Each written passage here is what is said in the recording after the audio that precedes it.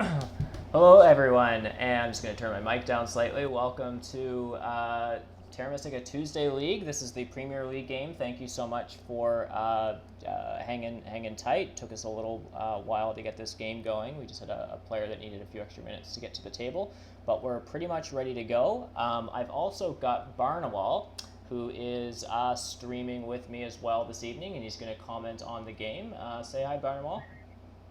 Hey everyone, happy to be here. And yeah, as usual, well, whenever I cast, I'm always excited to do it. So I can't wait for this game to start. I'm looking forward to it. Yeah, it's going to be really great. I'm hoping folks can just let me know if our volume, like how our volumes are. I'm just doing slightly different settings than I normally would for like an open table stream. So just let me know if, if my volume needs to go up or down in relation to Barnwell. Just let me know in chat. So without further ado, I think I'll let these guys know that they can start the game. I believe that we are playing Loon Lakes with landscapes. Tonight. Uh, Yeah, it's a bit of a flashback or a throwback to the last arena season where Nerdcube finished first. So on the surface, it seems like an advantage for Nerdcube, but although I know DPS played a lot in the arena season too, I'm not sure about Logus or Visagoa, but definitely plays have Nerdcube strengths, that's for sure. yeah, 100%. I think Nerdcube's definitely played a couple of games on this on these settings for sure. All right, let's get this underway. Alrighty. So we're off the bat looking at the setup a bit. I'm looking at. I'll start by looking at the track, and the first thing I look at is last round temples. Mm-hmm. And well, round four big buildings and round five towns, and the last round temples, which I'd say is like a moderate scoring, like a moderate amount of scoring. Round five town is a pretty high scoring event. Yep. Round four big building can be good for a lot of factions, like nomads for example. It's kind of a natural time to build it. And round six temples is low scoring, for sure, but can be really good for swarmlings and chaos magicians. So like I wouldn't say I don't know. At a first glance, at least no particular faction like stands out as amazing for me here. Um, we'll have to Mm-hmm. analyze it a little further though. Yeah, for sure. I totally hear you on the Stormlings pick, at least as far as the track goes. I also think, given that we're playing with landscapes, there's definitely more room to sort of hit this town event late. With landscape Stormlings, like oftentimes you can town up early for 2 keys and then try to still hit this town round for maybe a town in round 5 and maybe even a final one in round 6. Uh, One of the issues I do see with Swarmlings here, and we do see them picked already, is that there is no big building pass tile in the game, which is a little bit annoying for them for sure. Um, but yeah, I think that's Yeah, the more I actually kind of like it for swarms now that I think about it more. I mean, aside from the big building pass being missing, you see round two and three trading posts, which swarmlings will use yeah. their ability to build a trading post each of those rounds. It's not a huge deal, but it's just some nice points for them that other factions may not be getting. If they want, they can delay their sanctuary to round four. They don't have to, but it's an option. Mm-hmm. And yeah, with the landscape, they might be able to hit two towns round five. Um, and then temples round six is great for them. Maybe if they're lucky, they get a double dig round one even. This is kind of like an ideal scenario here, but I think the only thing missing is the big building pass tile. Other than that, everything looks quite good for them in my opinion. Right. Right. I think there's also like another consideration is this is one of those like setups where first seat isn't going to get a great pass tile. There's really only 3 decent starting pass tiles, and they're not even like we also don't have the spade, so it's hard to say who like what fourth seat will take. Like it could even be temp ship. Like it really could be any of these. It's probably going to be like worker power or temp ship, which means first seat. It'll be interesting to see how what gets picked here. Swarmlings might take the 3 power just to get the double dig in the dig round. They might go for the cult coins. Could be 6 coins. It's really hard to say how that's going to be played. Um, but Yeah, we see halflings put in the second faction by Deep Finesse, so it's not Orin, but it's another kind of unusual pick, which Deep Finesse likes a lot. We've kind of seen them enough now to know he almost always puts something weird in the auction. for I sure, don't think halflings is a faction that a lot of people have put in here. no. Um, For it's hard anyone, to like really. oh sorry, Sorry, go go ahead. ahead. No, go ahead. No, I was gonna say, yeah, like it's hard to like I don't know. I have trouble assessing halflings in games that aren't round three or round four dig rounds because those are just what everyone's used to playing halflings as. But they have, I think, a little more flexibility than people, I guess, give them credit for. Like you can use their dig advances as more of a scoring play late if you can get a lot of spades in other ways. And in this game, is a lot of cold spades, so maybe Halflings could play like a Coltier game, get spades off the Colts, and then kind of build a couple temples in round 6 to lock up Colts to advance stake late to score. I don't really know. I'm trying to think of some different paths for them because there's not an obvious path to playing Halflings here, other than really using the great ground territory that Lakes has, I'd say. 100%. Yeah, for sure. For anyone who's not as familiar with Lakes, Lakes is sort of known for being like fairly friendly to ground. There's just like a lot of really good hexes that you can reach, particularly if you get some early shipping. Now, traditionally, like in last arena season, and I'm certainly guilty as charged, that there's a lot of cultists play. So I think this does, again, scream a bit of a classic, like, deep finesse line where he wants to be the person who ensures it's not cultists that are the brown faction on this in this setup, but again, that it's halflings. Which is cool, which is sort of similar to Deep Finesse's Ornn's pick on Fire and Ice, I feel. Yeah, that's a good point. It's almost maybe it's more of an anti-cultist pick than even a halflings pick, if that makes sense. Yep. I don't know. I don't know if he really doesn't want cultists in this game or in particular. But he's also like I think it plays to his strengths because defense is really good at finding weird paths that you would never think to look for when you're playing. Yeah. So if he can get a good deal on halflings, for example, as a 30 faction, and if he has a good idea of how to play them here, how to play them well, then that could be really something that something that could be right up his alley. Basically, that could kind of play into his strengths. Yeah, for sure. Yeah, the more unusual setups that other players might struggle a bit more, like uncomfortable color wheels, like stranger faction matchups, like Deep Finesse is just gonna like thrive in those environments, like at least in comparison to his opponents. So yeah, I think it makes a good bit of sense actually here. You do see Logus running his clock down, but Oh, you called it. He picked Darklings. So you predicted that before the game. Did I say that? What were my picks? Swarmlings, Giants, or Darklings? I feel like are Logus factions. Yeah, Giants or Darklings, something like that. Yep. Yeah, that's impressive. Nice. There we go. Now I don't know BC Goa as well as a player. I haven't played with him as much. Have you played with BC Goa in the past? I'm just curious if you have any before he snap picks something here. Do you have any guesses of what he might want to toss in? I've never played with BC Goa before, so I don't really know. I don't really have I don't really know his tendencies or what kind of a player he is. It's kind of interesting because he's picking into what's already a sandwich here. Like Darklings are sandwiched between halflings and swarmlings. Yes. So I'll be curious to see if he kind of continues the sandwich, if he sandwiches something else, or if he kind of goes the other way. And he picked dwarves, so he did go with a non-sandwich faction. Yes. So, but no, I don't really know BC Goa's tendencies. So I'm curious to watch him. This is his chance, kind of this is his chance to make a mark if he can at least. So no, I'm interested to see how he does here. Yeah, this is a really interesting pick because, when you have 3 colors in a row on the color wheel, anything that you grab on the other side is going to be incredibly powerful. So in this case, it would be like a red or a gray faction would be on the other side of this 3 in a row. And I think in a lot of like Lakes arena games last season, you'd see engineers being picked here. They're a very popular faction on this map. Whereas dwarves, people were a little bit more cautious to sort of play on Loon Lakes. They're a little bit trickier to play. So, but it's kind of nice that dwarves were thrown in here because when you have like 3 in a row here, if you picked engineers as the gray faction on the other end of the color wheel, I think they would just have to be bid down so much that it would just be like it would just create like a pretty kind of lopsided auction. But throwing dwarves in, it'll just be interesting to see how people evaluate this. Like you have dwarves, which aren't a very strong historic faction on this map, but they are on the other end of the color wheel. So it'll be interesting to see how these guys evaluate that. Yeah, and looking at the picks, everyone's already jumped onto a faction except for BC Goa. Nerdcube jumped on Swarmlings, which you picked. Defense on the Darklings, and Logus on the Halflings at 30. So this is something you rarely see at a high level play, I'd say. Often you see it with lower level players where they pick the faction they put in regardless of the scenario, regardless of the color matchup or setup. But usually with higher level players, just like a clear hierarchy in the factions. But this could be a case. We might have 430 factions here. It's not impossible. Like there's dwarves with no color neighbor that's left right now. That BC Goa can take for 30 points. I wonder if he will. It's gotta be pretty tempting. Yeah, they'd probably... How are these pastels going to break down? I assume dwarves are going to take worker... Oh my goodness, we do have 430 picks here. What a way to start the game off. That's amazing. Yeah, pretty incredible. I mean, who do you like here? Who do you think who do you think got the best deal of these?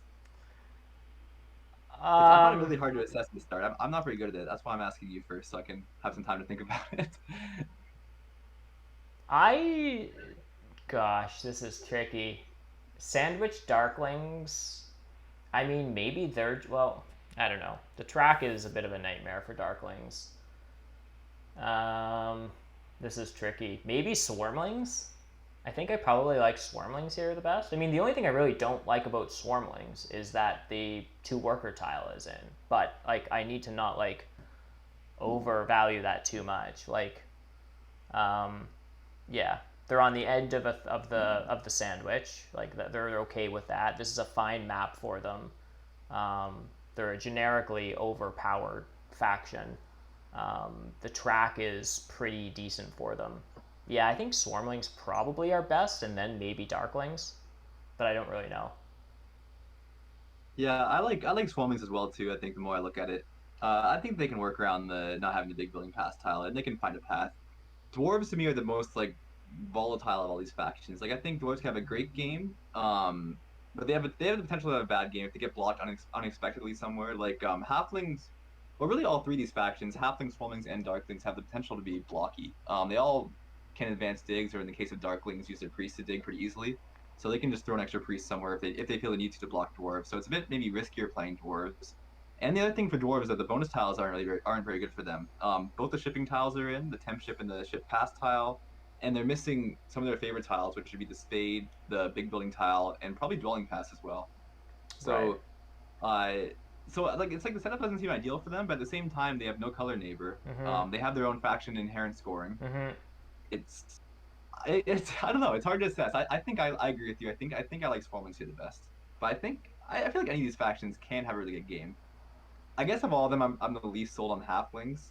Um, despite despite Brown territory being very good in this map, I think if Logos really wanted halflings, he could have just bid another faction down a bit. I don't think anyone else is gonna jump on the halflings that fast. But No. I know maybe he wants a faster game. He just want to get things going. Maybe that was his mindset. I don't really know. Yeah, and then I'm also getting a little bit like some people are saying that halflings might just be the best here because they're the brown faction. I'm also getting some sarcasm in chat saying, yeah, map is fairly friendly for brown. I think that was the way I described them earlier on to the stream, which I think is probably the understatement of the century. Um, Yeah, it's incredible for Brown. yeah. Although with Darklings in, it's probably a little bit more annoying. Admittedly, I didn't play a ton in the last arena season, so I don't know the nuances of lakes that well, like with the color matchups. But Mm-hmm. I mean, looking into well, I guess halflings can get around pretty well with shipping. They'll probably advance shipping fairly early, um, or use temp ship. So yeah, I guess they'll be fine with that. Yeah, I think with most brown factions like cultists or halflings, I think they're happier to see black in the game than they are yellow. Um, Fakirs can be a nightmare to play against brown on this map, and then nomads just starting with three dwellings is also a nightmare. So I think, yeah, if you're gonna have a color neighbor as halflings on this map, I think you would prefer darklings here. And I think like we do see deep finesse sort of choose the sort of standard darklings openings on lakes, which is B4 and E3, this sort of double west kind of setup. And so darklings will, for the most part, mainly sort of stay to that western part of the map. So there's certainly like lots of expansion opportunities for halflings in basically the eastern part of the map. I Okay, and how do you think the pass tiles will break down here? Like I think at the start dwarves take I'm gonna guess work with 3 power, but they mm-hmm. could go for a priest as well.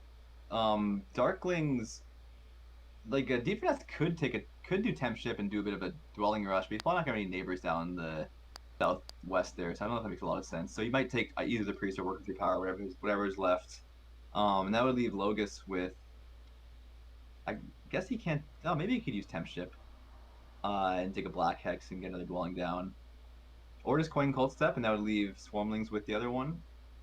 I don't know. Do you think that makes sense? Or do you think dwarves would start with the priest instead of worker 3 power? I don't think dwarves start with a priest here, just because like the early Earth coins are like nice for dwarves, but it's not the same as if they were early Earth spades, right? And so Right. I think dwarves just take worker power. I don't think they get double dig here, but I think they just take worker power anyhow. Like, yeah, that's probably their best pick. Um, I imagine. I think the only reason I would take temp ship here as Darklings is if Swarmlings, because we're waiting for Nerdcube to place a second dwelling. If Nerdcube started H4, which isn't a completely uncommon starting spot for Swarmlings, H4 or H6, but if they started H4 and Darklings didn't take temp ship and that was able to make its way up to first seat, then Swarmlings would just be able to take H3 and H2 round one. So if Nerdcube starts H4 and I'm Darklings, I would start temp ship, but he doesn't. So I think Darklings just take the priest here. Um, and I'm not sure whether halflings will try to incorporate temp ship as part of their opening or whether they'll just take a bunch of coins. That I'm not really sure. But there definitely is lots of utility out of like a temp ship opening. Yeah, and he does. Oh yeah, he did go temp ship. I guess it's even more incentive for that, guaranteeing the double dig in a dig round here at the start. That's always nice. Yeah, or But and just getting dwellings down, of course, too. Especially with the next 2 rounds being trading post rounds. I don't know if he will upgrade, but it's kind of a natural. It's a natural way to develop here. It's just getting as many dwellings out as you can in the first round. Um, oh, sorry, never mind. Nurkic took a double dig. Yeah. Power for the double dig. Yeah. That makes a lot of sense. I forgot that bonus was in play. Yeah, and in classic lakes, we're going to see all the spades go in the first two actions. So there are the spades. Yep. All the spades are gone in round one within about 10 seconds of the round starting. Just like that. Yep. I mean, yeah, it makes perfect sense with no spade bonus being in the game. With it being a spade round, I don't think it matters too much. But yeah, that territory, as you said, in lakes is so important, and especially with high level players, just getting your economy going and getting key hexes is more critical than something like Earth 1, for example. Well, especially sure. with Swarmlings in the game, is never a rush. But just in general, everyone knows what to prioritize. Yep. So I guess that does make it a little bit difficult for dwarves, getting no spades in the first round here. Of course, Deep Finesse has priests he can use to dig with, so he has his own spades. Everyone else has spades, but he's going to be a little bit lonely. And he only has one neighbor, so it's not like he can do something crazy maybe and go for a double temple opening, which I don't know if that makes sense here anyways. But he might have a bit of a slow start. Although if he can get double dig in the next round, I think he's still in business, which he probably can. He's getting plenty of leads, so it should be fine to get that. But yeah, I guess maybe you can see why no one else is too keen to bid on dwarves here. It's a bit slow compared to everyone else to start. Yeah, for sure. I'll be interested to see how BC Goa handles this. I assume this is Earth 2. I feel like this is way too slow of a start to just temple up for Earth 1. And it is definitely Earth 2. That'll help. I'll be interested. Yeah, I think that's a good decision. With the priest gone, he also doesn't have any tunnel opportunities, so he can't just even take the workers and try to get another dwelling out. And to add to the awkwardness, if he passes early, he's just passing for a bunch of coins, which seems a little bit underwhelming. So I don't know. We might just see an early pass for 7 coins from BC Goa, and just opening next round with a double dig. It probably seems like the best option. If you can get away with it, it'd be nice for him to pass for the coin cult step and get a priest to air and get another spade in the air cult there. That'd also pay off later with the workers, but I don't know if you can still do that and get double dig next round. It'd have to. Yeah, they're all playing too fast for me to do the math on that. Yeah. But that could be okay if he gets that. He does indeed pass. So. Yeah. Yeah. Very, very, very fast round. So if we look at what everyone else is doing, it's still pretty standard so far. Nothing crazy to speak of yet. Nope. Someone took a priest. Deep Finesse took a priest, so he's loaded up with priests. He's got 3 priests. Do you think he uses them all for digging, or do you think he maybe throws a priest to Earth? What would you do here if you're Darklings?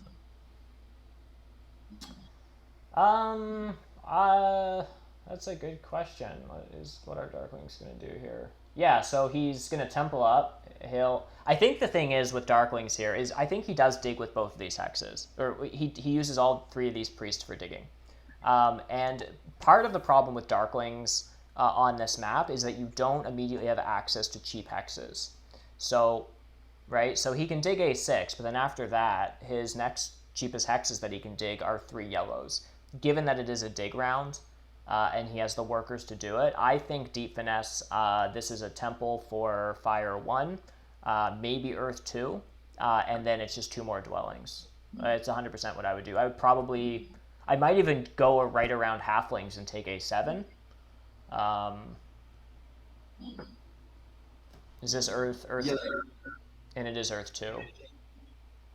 yeah, I think that would make a lot of sense for Deep Finesse. And yeah, Logo's taking Earth 2. Everyone, there's an Earth 2 rush. All the Earth 2s are gone. Deep Finesse took Earth 2 as well, Starklings. That's something you don't see too often. The first 3 favors are all Earth 2. That's great. I mean, it makes a lot of sense with, of course, with the Earth Cult coins. For dwarves and halflings, there's I guess a little bit of a worker shortage without the big building pass tile in the game. Like, it's just so funny seeing Earth 2 rush like that. It's so rare in a standard Terra Mystica game to see that. Totally. Nerdcube kind of just saying that he wanted Earth 2, probably joking. Although it's not completely out of the question for Swarmlings to go Earth 2 in general. Although I guess in this game I don't think it makes a lot of sense. But that's hilarious to see. It's great. Yeah, it'll be interesting. It's possible we might see Nerdcube be the one to take Earth 1. Swarmlings, of course, are a faction that doesn't, well, other than you do sometimes see an Earth 2 pick, as you mentioned, but or Water 2, but for the most part, Swarmlings, when they temple up, do just go for a point scoring favor right away. And on lakes, again, with landscapes and opportunities to build, like, a big mega town in the east here, like, it's certainly possible that it's worth it for Swarmlings to just temple up for Earth 1 this game. Yeah, I think it couldn't be that bad. If nothing else, it's about the same as Water 1. I think. I don't think it would be any worse. It takes away from another faction too, which presumably all these factions would mind taking Earth 1 later in the game. I'm curious to see what he does. He can't afford to build a temple this round, so he builds another dwelling. Right. And I guess there's not a ton of incentive for Swarmlings to play like a high network game though, because there's no. Usually, I find at least with Swarmlings, like you can play a high network game when there's a late dwelling round in particular. It's a great way to do it because you always have dwellings to build at the end of a game because of your free trading post upgrades. Right. But especially with temples last round, that's kind of like it's just a lot more natural to build up anyways with that. Mm-hmm. So, and the cults are fairly open with halflings and darklings, so I'd expect Nerdcube to whether he takes Earth 1 or not, I don't expect him to play a really expansive game here at least. Fair enough. And we do see Deep Finesse taking D4. I really like this from Deep Finesse a lot. I think this is really great. I sort of missed that he got enough leech to take workers and a priest, which is pretty nice.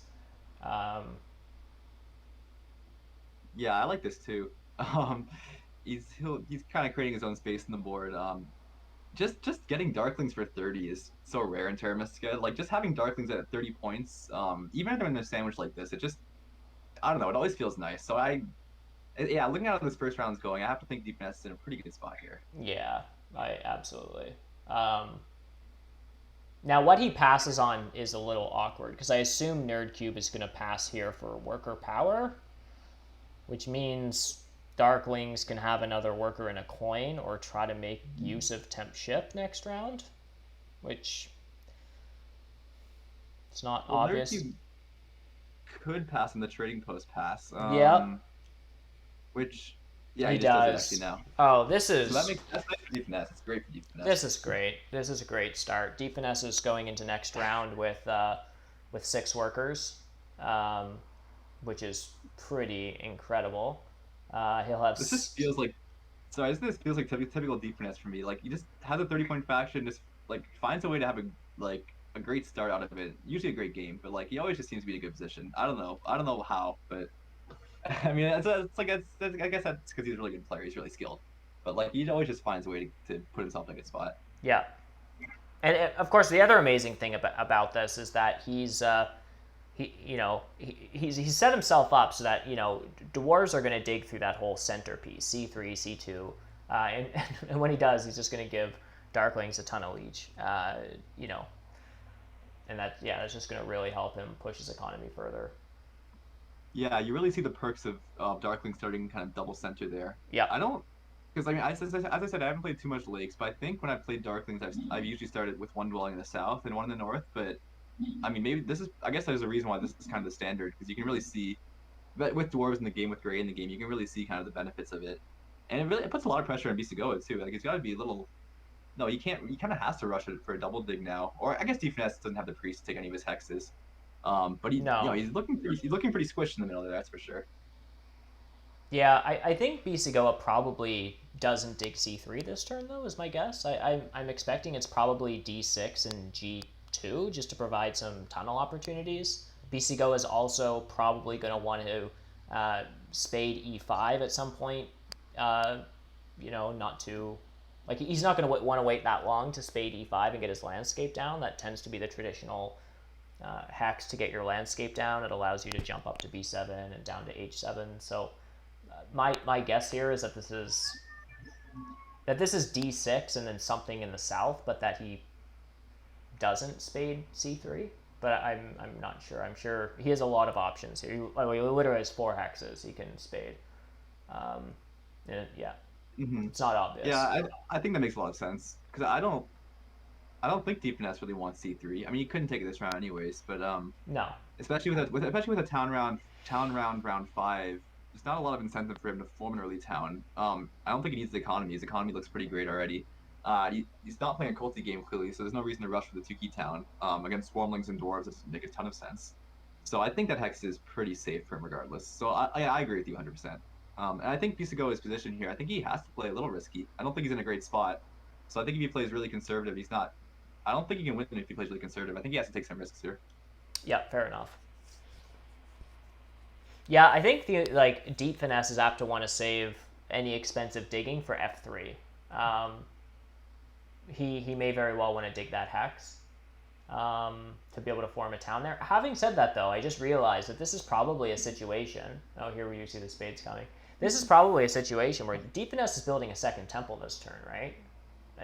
And not Sanctuary. I mean, there's no big building bonus in the game for him to score off a Sanctuary. This is probably he double temples and he Sanctuaries in round 4. So maybe he doesn't need to dig F3. He can just put a temple on E3 or something like that. That can become a later Sanctuary town, and then he can just dig up the north where he currently has a temple. Yeah, and there's no pressure on those hexes. Yeah, I think that would make a lot of sense. Also, I mean, I guess usually the upside of the Sanctuary is it doesn't hurt your worker income as bad. But in this case, he has Earth 2. He has good worker economy, so he doesn't really have to worry too much about that. Absolutely. Yeah, building a double temple, it fits the track a lot better. As you said, there's no strong Sanctuary bonus tile, which is a big factor. So I'd expect him to do that as well. Nurcube does take the coins ahead of him, which Nurcube probably wanted them himself, but it's also somewhat at least of a denial move to Deep Finesse. Oh, yeah. If Deep Finesse got the coins action there, he would have been absolutely rolling. Yeah. So I think Nurcube had to do that. I didn't see Logus before him sent a priest to air, which is also really nice for Logus. The double air rewards will pay off big time for sure. Yeah, and it'll be good for his economy too. The extra spade will be quite nice. Yeah.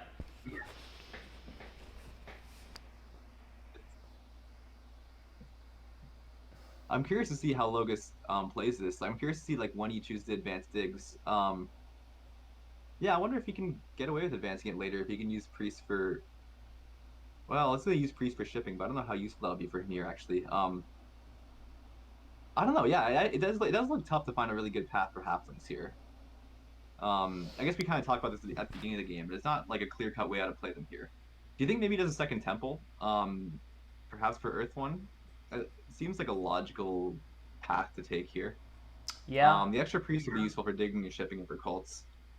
I think if I were halflings, I'd do second temple. I don't know if it's the best move here, but to me, it's like the most obvious thing to do, at least in this situation. Yeah, I think that makes a good bit of sense. Shipping here, I mean, shipping's generally really nice with Brown to be able to sort of expand into the southwest and stuff. Like if he could dig F4 and ship down into F2, I2, those types of hexes. But I mean, I think Darklings are just going to beat him down there. So I think shipping really helps him expand in sort of 2 places. There's a theoretical town sort of nestled right next to Swarmlings on the very eastern edge of the board. I don't think halflings are going to get away with that. In order for halflings to build a town there, or a cheap town, they really need that D8 hex, which is right next to one of Nerdcube's dwellings, and I think Nerdcube probably takes that. But there still is a yellow and a brown and a black in the northeastern part of the board. I think that's definitely expansion room up there, and he probably does carve out a late town there. And then of course the southern part of the board on sort of the I row, which can be a little tricky to get neighbors later, but there's again some expansion down there and some cheap hexes. Yeah, but you get one neighbor. Sorry, you get one neighbor with swarmlings at least. That's not too many though, I guess. Oh, maybe dwarves would join you as well there. If they put their landscape in the center, they can tunnel that southern gray. So and they will. Yeah, and you're right. This does look like another temple coming from Logus, probably for Earth 1, which makes a good bit of sense. Yeah, I guess the overall game plan for him here probably is to do 3 towns. And I scored some points with network, being swarmlings on network, some cult points, kind of a little bit of everything, I'm guessing. But yeah, I think that maybe you can hit 2 towns in round 5, 1 in round 6, something like that. Yep. And maybe Sanctuary round 4. I don't know. You can kind of manufacture some points some ways throughout the track. I don't know. Yeah, I'm curious to see what he does, though. Definitely curious to see how he chooses to play this. Oh, we do see defense do a Sanctuary, actually, for Fire 1. We do it, so yeah. Double Econ Darklings. Double Econ Darklings, indeed. Yeah. Looks like a lot of fun. I agree with you. I kind of like the second temple more, to be honest. But this is still fine. So he's certainly it's certainly not an issue for him. Although the only thing is he's not gonna pass onto a coin pass tile. I don't know if he would have with the second temple anyways, but he would have loved to be there on coin cult step or the 6 coin tile, I would think. I guess he took Fire 1, so his coin income's still fine.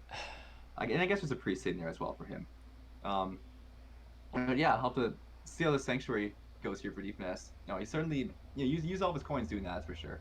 So that'll hurt. He did. It will hurt his will hurt his next rounds probably, at least for that. Yeah, the thing I don't love about the Sanctuary, I mean, it is obviously much better economically, because building a second temple, that's no small thing to just permanently remove an entire worker production from the board. I mean, that's basically like giving up your Earth 2, except for the small boost of power that Earth 2 gives you. But building a second temple, yeah, just it gives you an extra favor in another priest production, but you're 1 less worker per round, and so it hits the track 8 points better here or something like that. But it is pretty challenging economically. But the main thing I don't love about the Sanctuary here is that not only did it use all of his coins, but it used all of his power. I would have to go back and double check, but I think there might have been a line where if Deep Finesse built another temple, he wouldn't have had to convert so much power to coins, and he would have had a better shot of a 7 coin action. But he's back at sort of square one in terms of trying to get enough leech for a 7 coin action. He didn't get one in round 1. He hasn't gotten one here. He's out of power. He's probably not getting a coins action until round 4 or something like that. And so that's a little sad. Yeah, that's a really good point. I look back, you're right. He did use converted 3 power to coins to build the Sanctuary. So with the second temple, he would have only needed to convert 1 power.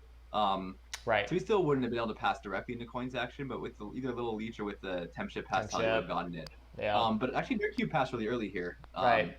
And Nerdcube didn't build a temple, which he was on the trading post pass tile, so that makes some sense. But he's got tons of resources in the bank, and I would think he's gonna take a double dig next round, but maybe he takes a coin action. I'm not totally sure. Well, to see what his game plan is. He's definitely gonna be building a temple next round. That's for sure. Explain this to me though. He used his stronghold ability this round and to upgrade to a trading post before taking a temple. He could have built a temple for Water 1 and then did that. Does this indicate... Now I know he was on the trading post pass tile, so it's only 1 point worse or whatever, but does this somewhat indicate to you that he's planning on taking Earth 1? Maybe. It makes sense, right? I mean, having the trading post up is definitely good for his economy, for his income. Yeah, I kind of think so.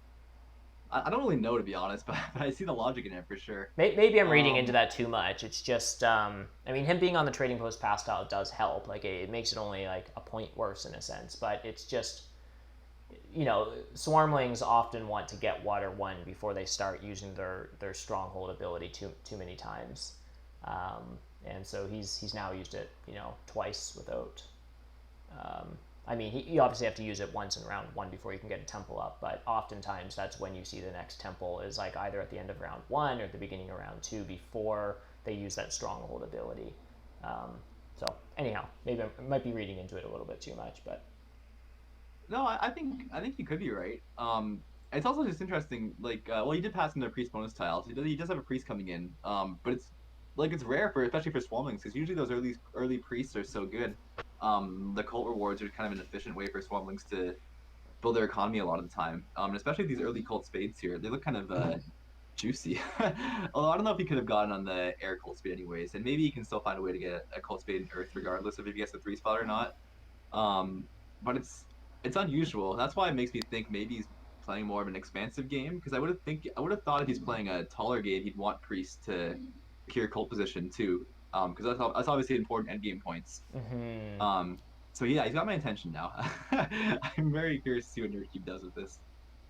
And we do see Logos go with the second temple as well as a bridge. So maybe he's gonna use his cult spade there on looks like C5. yeah, Looks like he's kind of preparing for that.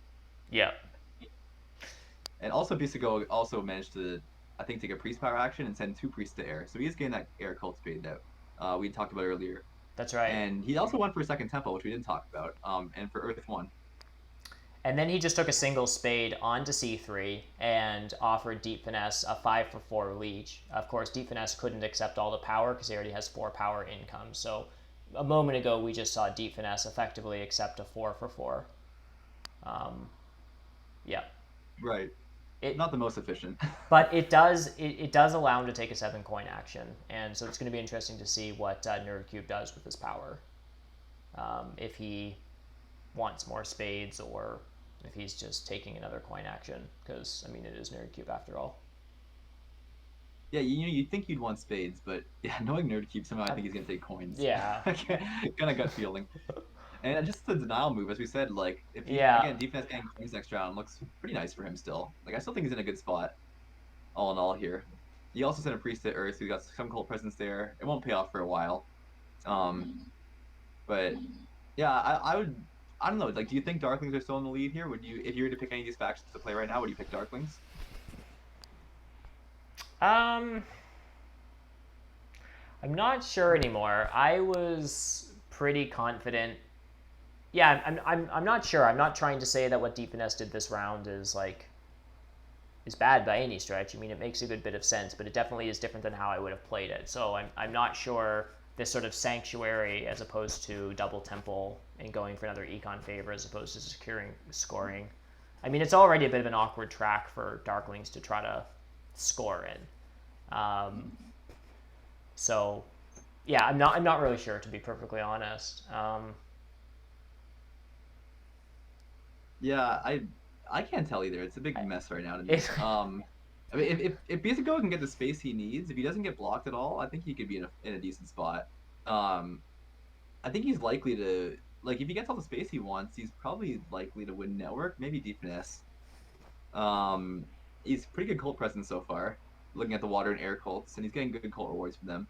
And he's kind of, if he's able to get, he's got two open gray hexes right now. He's got, after that, he'll have 3 tunnelable gray hexes if he gets all the territory he wants, basically. So if he gets all that, I think he'd be in quite a decent spot too. Yep. I don't know. This is a point of the game for me where it's hard to really tell, I'd say, who's doing really well. And now we'll see what Nerdcube does. It's an interesting decision here, as we talked about earlier. Well, the other thing is if he wants Earth 1, he doesn't have to rush for it because Deep Finesse doesn't have a trading post up. And he does take Double Dig, okay. Okay. So he does. It's not only unpredictable, I guess, but somehow I still thought he'd take coins. But like Double Dig is certainly very solid, and he doesn't build, so that suggests he's gonna go Earth 1. So I think you're right in that call. Mm-hmm. So I like Deep Finesse's position quite a bit more now after this coin action. It'll be interesting to see how he plays this round. Like whether he builds another temple now for Water 1 or Earth 1 if it's still available, or whether he just uses Temp Ship to build out a bunch of dwellings and build a couple of trading posts. I mean, that would probably be the best move economically speaking, is just to like get some trading posts and some dwellings down this round. Yeah, so I'll be interested to see how he plays that. I would think he's gonna do another temple. I think having two econ favors, you really want to be able to score in other ways, and building a trading post here for scoring and getting another temple up for priest production, which is also scoring for darklings, as well as a victory point favor. I think there's a lot of like really good reasons to build a second, or I guess a first temple here. It. And he can do that and still expand. He does have the resources, at least for a temple and a dwelling. And actually, we see him dig a Oh great my hex from Bisagoa. Oof. goodness. Ugh. Well, yeah, that actually makes sense because he has a sanctuary in the north now, so he needs another hex for that town. But that's painful for sure for dwarves. It is. And there's no hesitation too. Deepness, he's a very fast player, and he did not take long there, I don't think, to dig that hex. So he had that in his mind. He knew he was doing that. Yeah. I mean, that hex is not an uncommon hex for Darklings to want to take at some point this game.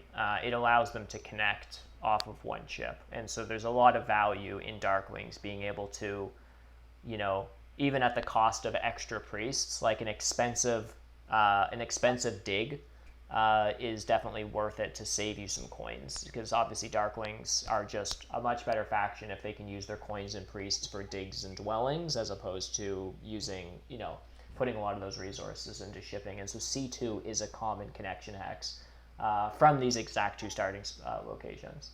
So, yeah.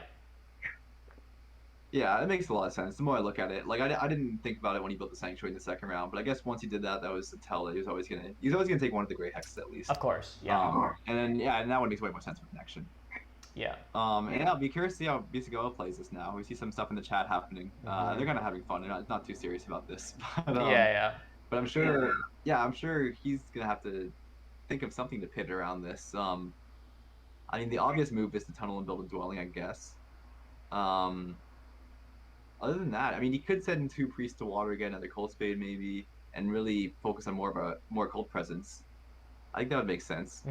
But yeah, I guess again, this is another kind of example maybe of why other people avoided dwarves in the auction, of the the dangers of playing versus darklings and halflings and swarmlings here, and that's a good example of that, I guess. Yeah, absolutely. Yeah, we see Bisagoa taking a good amount of time deciding what he was doing with his next move there. He does decide just to send a priest off to the last remaining 3 spot on the cult. Yeah, I'm actually surprised he prioritized that more than the water cold spade. Yeah. I would think, especially with Deep Finesse digging that hex there, he really wants an extra hex to make up for that. So yeah, personally, I don't love that decision, but I understand definitely the need to kind of make up points essentially on the cults here, because he's gonna have trouble doing what he wants in the board, I guess, or on the board. And we do see an Earth 1 from Nerdcube. Yep, and you called it, but yeah, it makes enough sense. I mean, especially with the landscape, Swarmlings will do 3 towns. They'll be building a lot of dwellings for that. Don't think we're going to see a standard 7 structured swarms this game. Well, we definitely won't. So he will be scoring points off Earth 1, and denying it to Deep Finesse is really important too. I think Deep Finesse would have taken it if he had the opportunity. Yeah, and Logus has been just a bit slower to expand here. I mean, he's even built another trading post this round, which I'm not sure. I mean, I haven't looked at his game too closely, but not sure how much I love that. But in Logus's position here, what I really would have wanted to do is to try to take that yellow D7 hex, which is a really sort of key hex that cuts through that piece of land and into all those other cheaper hexes on the eastern board, and just to try to challenge Nerdcube. And if you ever got away with taking D8, I mean, that would be really great. Again, you probably don't, but still, you want to try to get up there. And that's a really nice hex, isn't that, for halflings? And you also have one shipping to get to, what is that, D8 up north as well. Expansion is great there. I mean, I think the trading post is fine because he has Earth 2, so he has a way to like supplement his worker economy. So I guess it's a bit of a way to score. I think he's still in an okay spot. Like yeah, it's hard to see what his long-term plan is here. I don't think he's advancing. Do you think he advances Dig next round? Like I don't think he would, but I'm not totally. Again, I really I find it hard to come up with a good plan here for Halfling, so I don't really know what he's up to. And he's also on the trading post pass tile. Actually, I just noticed that now. Oh. So he will be scoring even more of his trading posts. Um, So it's a bit of a like a greedy strategy, I guess you could say. Like he's been playing the track like fairly tightly. mhm. You know, getting obviously extra points with Halfling's ability with their digs. He still has a pretty good call position. We see all the pre spots and air are gone now, so it's gonna be tough for other factions to move up air easily. So him being in the sixth spot there is obviously great for the worker economy later, but also gives himself good late game position for cult points. Yeah, absolutely. Um, there's been some discussion in chat about whether Deep Finesse is going to pass early to secure C2. Personally, I think that would be a mistake. He's on temp ship. I think he wants to use temp ship. I think he, at the very minimum, needs to get down to H3 this turn. And I think he's either building a temple this round or building another trading post. I think he needs to do one of those two lines. And I think it probably is a temple. So, yeah, I think Deep Finesse, he does have exactly enough resources to build a temple and a dwelling, and I think that's probably what he does here. Yeah, I agree too. Like I think passing early would be a mistake. And knowing Deep Finesse, I don't think he'll pass early. He likes to build out his economy. So I think he can always triple dig that the other grade there to form the town. So he has enough options that I don't see a great. I don't think it's that important for him to pass early. Building his economy up makes a lot more sense. I mean, Yeah, especially with the Darklings too. Building your temples, as you said, it's like a scoring play as well. Getting an extra spade out of it with the priest. So I think it's way better than passing early. I think that's no question in my mind. for sure. And I often think like that's one of the best ways to convert the extra economy you get from going double econ darklings into scoring is using those extra resources to increase your priest production larger and earlier than you otherwise would be able to if you just went like Earth 1 or something. But most games aren't able to sustain, Sanctuary in a temple in round 3. Like, that's pretty tall for Darklings. But Earth 2 Fire 1 Darklings can definitely handle that. So, Yeah, that's so nice. It's gonna end round 3, presumably with a sanctuary and temple and 4 dwellings. Like that's nice. oh, yeah. That's and starting with 30 points. Like that's juicy. That looks amazing. Yeah, it's incredible. Uh, And we see Nerdcube forming a town here, so presumably the Tukey town, I would think. Although think? he's hesitating a bit, so he might have something in mind. No, he does go for it. Yep. It was a bit. Well, I was gonna say it's a bit weird here because he's gonna be overproducing power for next round, but not by too much. Just by a couple power. Yeah. Usually, like a bit of an underrated thing about the Tukey town is like all the power you get from moving up the cults can be really nice for your economy, whether it's in that round or the round after. So it's not quite as good for him here as it would be, but it's still like I think the benefits of the Tukey town are still pretty strong for him, and it makes a lot of sense to go for it. Yep.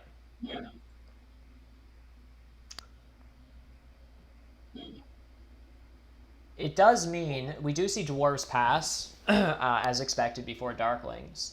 It does mean BC Goa can make a play to take C2 back next round, which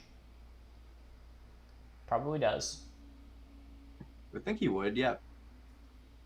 Yeah, you can kind of see his like that dig was rough for him. Yeah. It doesn't look like too much on the surface, but I think next round he would have liked to have. I mean, I don't know if he would want to build a sanctuary or expand his economy out more, but he can't really do that now, having to dig that hex again.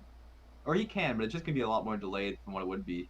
And I'll be curious to see at the end how close the network race is. Like, it'll be interesting to see if Deep Finesse beats BCGO on network, and if he does, we can really look back to the decision to dig C2 here, because even though Deep Finesse might not get the hex, even just delaying BCGO from building a lot could kind of get him points in the end with network. Absolutely. So I don't know how far ahead he's looking for that. Like, it's possible he was. I'm not so sure if he was, if Defense was, but that'll be kind of like a fascinating little subplot, I guess, to look at the end. Yeah, and I mean, Deep Finesse, of course, knew that there was always a chance, and perhaps he was even expecting that there was a high chance that he wouldn't actually get C2 as his own hex. But the other thing this does, of course, is it slows down dwarves getting to F3. And Deep Finesse would rather have C2, but he needs F3, especially with the Sanctuary on B4, right? And you often do as Darklings starting on E3. You try to triple dig F3 late. And I mean, so sure, dwarves will get the C2 hex back, but by that point, Deep Finesse will probably be able to take that hex. However, in the spirit of casters being completely wrong, we see Deep Finesse neither build a temple or a trading post. So we're out of a job again. We're fired. Well, no, but that's expected by us now. We're expected to mess up everything. So, totally. So us casters. So yeah, we're expected to get it wrong. If we got everything right, then we wouldn't be doing our job properly. So that's right. So we're nailing it right now. I'm really surprised though. Why didn't he build a temple or a trading post? Did he pass? Maybe there was a 6-coin pass tile. Maybe you wanted to pass on to that. Yep. And so Nerdcube passed after him. Although what was the pass order? Yes. Would Nerdcube have passed on to the 6 coins over the trading post pass tile? Maybe. I guess it's hard to really say for sure. I don't know. I don't think so. I mean, the trading post pass tile is going to be worth 6 points this turn. I mean, I assume Nerdcube's not building a second temple, so it's 6 points and a worker. Yeah. I mean, unless Nerdcube feels the need to slow down Deep Finesse, which would be pretty reasonable. I guess. So maybe, I guess it was a safer play to pass, but he is passing up on either 3 points for the trading post or the victory point favor and the priest production for the temple. Although I guess if you build a temple, his coining can be worse too. I guess there's always a bit of a fine line. Yeah. But, no, I'm definitely surprised. Didn't expect that. Yeah, I guess there's an argument. Yeah, but like building that temple is just converting 2 coins and a power into a priest. If it is a scoring favor, you're not losing any additional economy off of it. It's not like taking Air 2 or something that you're also losing the power. So he got 6 coins and 2 coins and a power and didn't, lose out on a priest. So yeah, maybe it's fine. Yeah, we see Logos jump on the coin action, which isn't surprising. Yep. Yeah, I guess he couldn't. He didn't have enough power for double dig anyways or anything like that. So that's kind of the obvious option. It looks like he's so many coins now. Maybe he'll do a sanctuary for.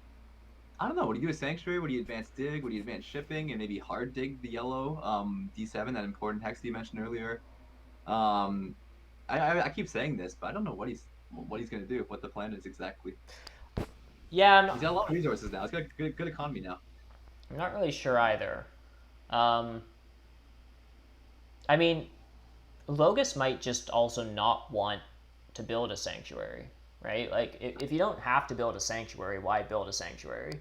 I mean, sure, it gives you a favor tile, but, I mean, he can just dig out 4 hexes. It's not like he's built out a center town that only has 3 hexes or something in the center. It sometimes happens with Brown on D5. Like, where his current structures are, he can just have as many hexes as he needs, and he's halfling, so he'll just dig them out. So I don't know. I think if I'm Logos, I do a combination of shipping and shipping and dig upgrades, and just start. I take D7 and maybe even C7 and B8. Like, you just start building out some dwellings. I mean, he has Earth 1. He can just score point. He can just get points for scoring dwellings this round. I think that's probably his best line. I don't know. I think Logos just needs to have more than 5 structures on the board. Yeah, that's a really good point. I think the sanctuary would be a mistake after hearing you say that. You convinced me. Yeah. He'd be as tall as Swarmlings if he built a sanctuary right now. So. Yeah. I mean, it's one thing you can do when playing against Swarmlings. You can play a bit taller and still score network points, like as a strategy. And he does go sanctuary. Oh, okay. Again, I'm just gonna quit casting. I don't know why people ask me to do this. Like, I mean, you sold me pretty easily. I was kind of convinced that he wasn't gonna do sanctuary. He was gonna try to build his economy more. I think he's playing a small game. I think he's gonna so he takes air 1 with the sanctuary here. Instead of water 1, that's interesting too. I guess he has a trading post already up, so he will score a bit with that. Well, but I think he's gonna just hit 2 towns round 5 and maybe fight cults with temples in round 6, and use a dig advance the way to score, like I kind of said earlier. Maybe score with the ship pass tile. Maybe I'm not totally sure still. I mean, with Then, a sanctuary, it kind of implies he's going more of a smaller game because that's really not good for his economy at all. but Like you then why said. take Earth 1, right? Like, you committed to Earth 1. So, Yeah. Earth 1 generally means you need to build stuff, more than 5 buildings. But maybe he'll just like expand in the last 2 rounds. Like, he's going to carve out some towns. He's getting a bunch of workers off the air cults. Like, sure, he's tall now, but he'll have a way to expand later, and maybe that's really his plan, is just sort of getting dwellings out earlier, or sorry, in the later part of the game. I mean, this has also been quite nice for dwarves, because the thing about it is, like, it's round 4 and E5 has just been sitting open. Logus has had lots of Hmm. opportunity to advance ship once, and he can touch E5. Like, and dwarves have been that's pretty late to E5. I feel like on this map for dwarves. I mean, I realize he doesn't have any color neighbors, but still, Logus hasn't been putting as much pressure, I guess, on dwarves as I thought he might. No, he hasn't been putting any pressure. But I guess Deepness has been putting a lot of pressure on Dwarves to make up for it. So there's Eh, not really any need. That's fair enough. And we did see Deepness take C2 from Dwarves. So Dwarves did a sanctuary, or Visigo did a sanctuary for Water One in his first action, and Deepness took that hex. So I guess maybe I mean Visigo doesn't really need that hex if he has a sanctuary in the center there as a Nope. town. Assuming if you can get away with tunneling, especially on the west side of the map there, whatever those hex indexes are, if he can tunnel those hexes, he really has no need to get into that hex. He's connected now with his landscape, um, and he has a lot of hexes on the east to tunnel to, presuming that Swarmlings and Halflings don't upgrade dig and dig take them away from him. Mm-hmm. So he's kind of found a way to create some room here with that double dig, which I like. I think it was a necessary double dig. Yeah, no, that makes a lot of sense. Yeah, I mean, yeah, dwarves can tunnel to what, 5 hexes right now, and then just they have a 6th hex to build on. That's not something you say often on lakes for dwarves, but Yeah, I guess it's. I mean, I guess you don't see dwarves. Well, because the engineers are picked so often, you just don't see dwarves well, too that's commonly on lakes in general. that's true. The only thing is his economy is not great. He's got three Yeah. dwellings down right now. He has Earth 2. He can use his priest as a worker to get another dwelling down if he wants. Mm-hmm. Although he does have a couple workers coming in from the cult at least, so he's got something. And he'll have 2 spades next round. He's got enough for a decent game. Will it be enough to win? I guess I don't know. I can't tell right now. But he's got play at least. He's not dead. That's for sure.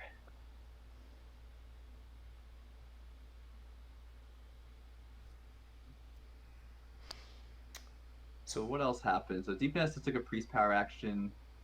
He looks to be. Well, we had those dwellings down last round. I'm guessing Deep Nest is going to build another temple this round, although we keep saying that and it's not happening. So really, who knows? I'm guessing he's also going to be planning out, or he probably already has planned out his town spots here. He's probably got 3 towns. I would think one in the north and the center there in the north with a sanctuary. One where he obviously has already space carved out, and then one maybe without a neighbor in the southwest with one expensive trading post. Mm-hmm. Well, Doris will be his neighbor if he bridges from F2 there. So yeah, it looks like he's got some pretty easy town spaces carved out already. Yep. And so he has a priest with 3 priest production coming in, so he can dig 4 hexes between now and the end of the next round. Not including any additional priests he picks up along the way, either on past tiles or from his first town, perhaps. So yeah, he can easily carve out this northern sanctuary town. Um, and so, are we have to just see 4 trading posts next turn from Deep Finesse in order to town up? I think so. Um, I mean, can Uh, you get 2 towns next round? Maybe the Temple and Fire too. Perhaps. Well, here's one trading post right there. no, So he's starting to. yeah, I think he just builds another trading post on D5, D4. He builds dwellings in A6 and A7, and he just turns those into trading posts. Yeah, And that makes a lot of sense. I think he has the workers to do it. Like, he has 6 worker income. He's sitting on 4 workers. He needs 8 to do that. He can still build out some dwellings, so his economy isn't too like coin heavy. Um, Build a temple and maybe even another town in the last round, or yeah. Yeah, I think that yeah, I think you're right. You should be able to hit that without too much of a problem. His economy is quite good. Something really interesting we saw is Logus passing super early this round for the ship pass tile. Look at all the resources he's got in his bank. I think it's a pretty clear indication he's playing small, which I love. I'm officially on Team Logos for this game. I can't. I want to see him win with a small halflings game. That'd be amazing. But yeah, it's pretty clear next round he's going to be trying to hit 2 town, fully advancing shipping to score with that. Maybe advancing digging to get those towns. Yeah, he probably will be. He's getting a lot of workers from the cult. So I think he's going to have a huge round 5 here. And then finish off by building a couple temples in round 6 to try to get some, try to fight swarmlings and dwarves on cults a little more. I don't know. I love the idea. I can't tell exactly how well it's going to work, but I love the game plan. Mm-hmm. I'm excited. If that's what he's going for. I mean, as you said, we're casters. We're probably wrong. He's probably going to do some crazy expansive move next round. Although I really don't think so, though. I think he kind of has to go tall here. It's just very unlakes for brown factions to play. Like, the world's your oyster. Really, yeah, that's true. I mean, Lakes is so good for easy expansion for brown. Um, so it is very unusual to kind of see this kind of verticality. But if he gets 6 network points from beating Swarmlings on network anyways, then it's maybe worth it. I mean, Darkling's economy was always amazing once he took 2 econ favors. He probably wasn't going to beat him in network. Right. Dwarves with no color neighbor are bound to have a pretty good network unless they get crazily blocked. So I think maybe it's kind of smart to play small if you're going to score network anyways. There's not any real incentive to build a lot of dwellings this game. There weren't any dwelling grounds in the track, which is pretty rare. But there's no dwelling pass tile either. Yeah. So if you can get a good enough worker economy through other means, I think it's okay. And I think you might be able to manage. Let's see. As I said, I don't know how well he can score. I don't know if he can beat Finesse or Nerdcube, or Bisco for that matter. I really just don't know. But it's certainly cool. That's for sure. Is this just coins? I mean, our boy Logos is packing 5 priests, right? So he takes a coin action and he just upgrades all his technology. I think so. Which is pretty hilarious. Right? That makes a lot of sense. He's got the resources to do everything, I think. He can have 26 coins this turn, and then he uses, 14 to upgrade all his technology, and then he has, I don't know, math coins left, and then he carves out towns for more stuff. Yeah. Look at that analysis. That's A-level analysis. I gave up halfway through when I was trying to subtract 24, 12, and it was too much. I mean, I guess maybe this can't be a dig action. He's like, what else? What is this? He did double dig. Oh, what the heck? What are you using your priests for? Oh, he just really wanted A7. Is that your read here? He really didn't want to take double dig. He really wanted to take coins, but he had to do this because he wanted to stop Deep Finesse from taking A7. Is A7 that important for him? I guess he needs a neighbor for a trading post for that town too. Otherwise, he's spending 1 extra dig. He's double digging regardless for that town wherever he goes, unless he doesn't temple for fire too.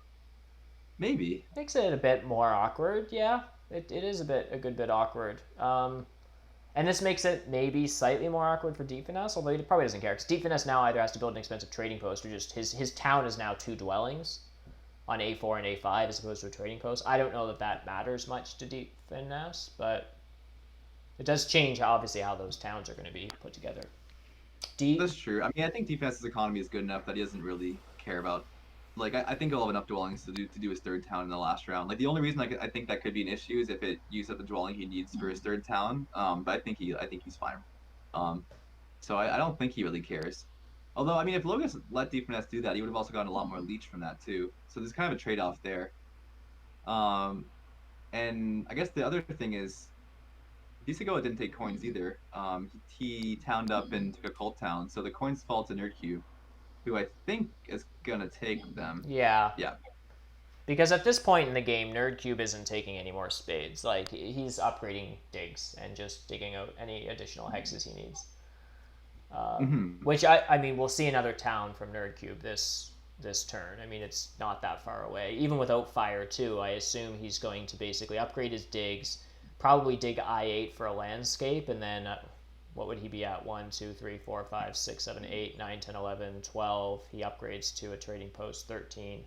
So he'll probably like dig out 2 hexes, one for One for a landscape, one for a dwelling, and then upgrades a trading post. I think that's a town, and then next round temples for fire too, something like that. Yeah, that makes a lot of sense. And for a third town, and maybe because he has Earth 1, he's going to be playing more expansive, and especially with Logos' network being so tiny. So all the talk I said about Logos getting network points, I don't know if he's beating Nerdcube on network. Nerdcube probably is going to build a lot more dwellings out. Totally. Although he could want to do temples last round instead, multiple temples, but it'd make a lot of sense for him to go for a third town, and maybe if he's absolutely insane, maybe he can connect his stronghold to this massive metropolis he's got on the right side of the map. That might be challenging. I don't know if that's feasible, but I wouldn't be surprised to see him build a lot more dwellings with Earth 1. Yeah. Yeah, for sure. I mean, the point conversion isn't great. Obviously, if you just have Earth 1, it basically just means you can build dwellings that are more or less a wash to you, because you have to. It takes 5, 6 of a resource point, to build a dwelling, and then anyhow, yeah, you get it's two resource points to build a dwelling. Yeah, and you get 2 points back from really, one. it's really only worth it if you're getting a third town, but also competing on network with it. That's if you're right. getting network points with it, then the math changes. But if you're not, if you're just building them, then it's not really like building dwellings for the sake of building dwellings with swarmlings is not an efficient way to score. That's for sure. No. But when you're playing 3 town swarmlings, which I think this is what this probably is, it just involves upgrading digs and building a lot of structures. And so, whether or not you score off of them or not, like whether or not it's good point conversion or not, we're going to do it anyhow in order just to get those towns, then scoring 2 points off of them is just as good as it is for anyone else. And I think that's what we're going to see here from Nerdcube is probably at this point, I expect a mega town all the way up to like A10. And you see this funny shape that I've seen a number of times on this map where it goes I8 to E7, and then it goes back. I think he'll take C8, B9, A10 by the end of the game and have this entire eastern part of the board dug up. Yeah, that'd be beautiful. The nice, the flying V, almost like, or the sideways V. Yeah. It'd be great if only he didn't have a dwelling on, what is that, F7, then it'd be a lot more pretty. Yes. A lot more symmetrical, right? If you can just take that dwelling off the map, yeah, the board, give it to Logos instead or something, then that'd be perfect. What do you call these? Here, I'm putting it in chat. These things. It's the curly bracket. In programming, you just say curly bracket. I forget what the actual term is. Yeah, I can't remember either. But that's what it looks like this one. That's what his town is going to look like. I'm putting in chat is exactly that shape. Yes, but if you remove F7, and I've totally seen that this game is I8 to E7 and then back out to like A10, whatever makes it symmetrical, and it's quite beautiful. Anyhow, enough talking about town shapes. What's happened in the game? Yeah, our priorities are clearly straight. Yeah. Yeah, we see the Deepnest takes 2 towns and both priest towns, which are always good for Darklings. Yep. I don't even really think he needs the priest, but it's if nothing else, it's 11 points. Especially with going double econ, this is where he wants to convert them into points now. This is a big round for him, so it makes a lot of sense. And obviously, not surprisingly, his score is skyrocketed. And you see, this is the round where it looks really awkward for Beast to go. Can he get a second town? I guess if he bridges. If he bridges across, yeah, he can get a second town, I guess, but it's awkward. Like, it's a lot more comfortable for Swarmlings or Darklings here to be forming towns than it is for Dwarves. Well, I guess it's not that big of a deal, actually. Are you talking about a bridge to F3 and then a dwelling? Like. Yeah, I was thinking of the southern town there, like a bridge to F3, a dwelling there. Even so, you'd still be a power short. Or you'd have to either do an expensive trading post, take fire 2, hard dig somewhere. So it's a bit awkward, but we do see him bridge there, so he's clearly got plans to do that. Right.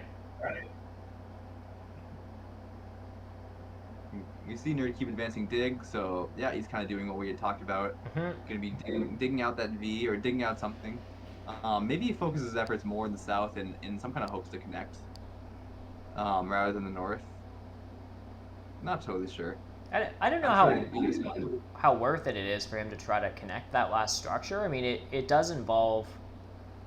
It's going to involve a bunch of shipping and building a bunch of structures that aren't adjacent to each other to make a town. Yeah, that's true. It probably the extra structure and network may not be worth it. Although I'm looking at the game and like dwarves don't have a good network going, and they don't have a great economy. They'll get some tunnels in the last round for sure, but it's not going to be an amazing network. Only DPS is going to have a really good network. It seems like this game. Yeah. So like it's kind of open. Like the network race is fairly open. But yeah, I think you're right. That is a lot for him. He's gonna need 2 shipping advances, build 2 dwellings, hope that Deep Finesse or Logos don't block him, which is probably pretty unlikely. Like probably pretty likely that one of them would block him. Um, so maybe it's not really worth investing too much into. But I don't think it's totally crazy to think that Nerd Cube could get second in the network at least. That seems feasible to me. Yeah, it's amazing that like uh, dwarves' network is only better than halflings by their landscape, Yeah, right. Wow. and Really Logos spelling that has word. more stuff. So in this round, so like yeah, And like with having Earth One, like as much as I talked about Logos playing a small game, like he has incentive. If he has easy points in network, he has definitely has incentive to go for them. He'll score with Earth One. He'll score with has halflings. He'll score with digging hexes. He'll score with network points. So it's possible that dwarves don't get any network points here, which would be really painful having no color neighbors. It's not something you'd expect. Well, I guess you said on this map, it's not that surprising with all the digging factions, but even so, like you look at the factions in the auction, you think dwarves and no color neighbor, like they have so many hexes, they'll be fine. But then you see the game progress, and it doesn't it doesn't really work like that. yeah, it's just tricky for them. Um,